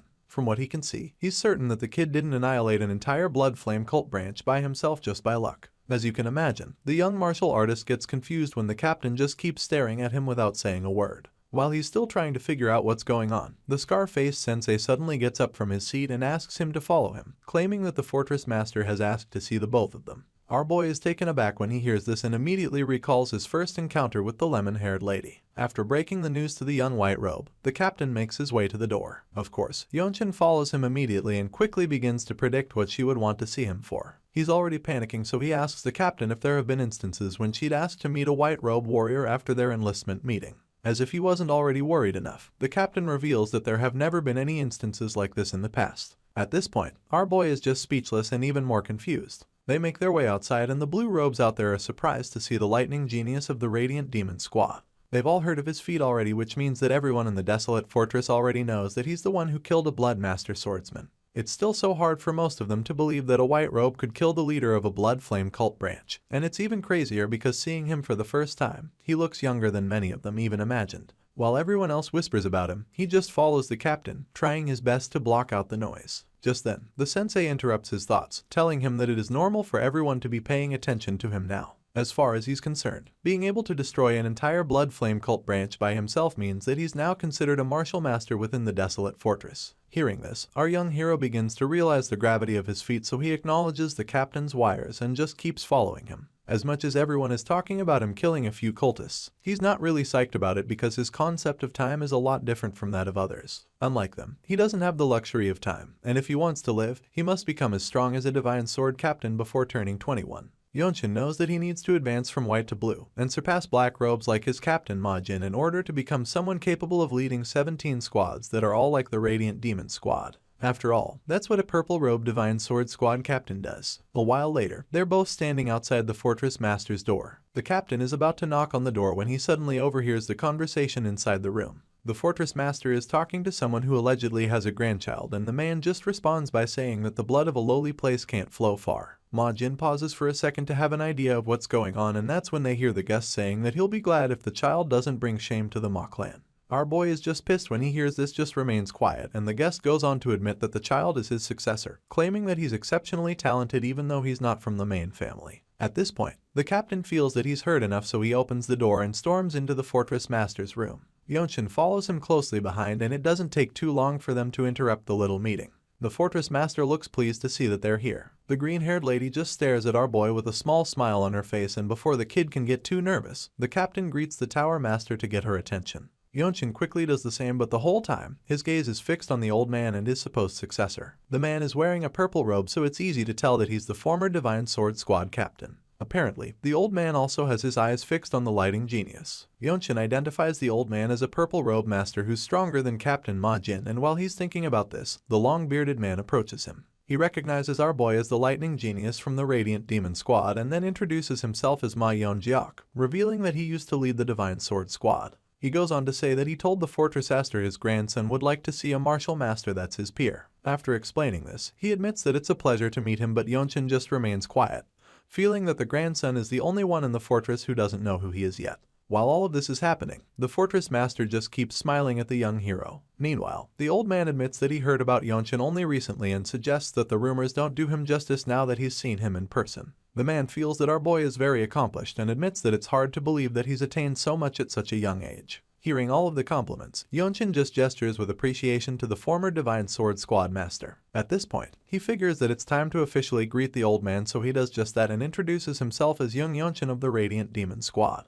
The old man is shocked to hear this, and all the others in the room besides the Fortress Master look confused. She's just smiling the whole time, and then all of a sudden, the old man asks our boy what he's talking about. He's shocked to hear that his surname is Young. He recognizes the name and is absolutely horrified. He's afraid that he might know who he is. Yeonchin allows them to figure out whatever they're thinking by themselves and simply tells the old man that it's a pleasure to meet him. The captain seems to suddenly understand what's going on, and now that he's heard Yeonchin's surname, he bluntly asks the kid if he's the son of his sister. In response, the lightning genius gives his captain a look of utter confusion. And with that, we come to the end of this episode. I know I left you guys hanging on this story for a while, but there were quite a few chapters released, and I figured it was finally time to cover the rest of it. I hope you guys enjoyed my coverage of this manhwa, and as usual, if you're new to the channel and want to stick around to see more, please consider subscribing. I upload almost daily, so you'll have a lot more to look forward to in the future. Until next time,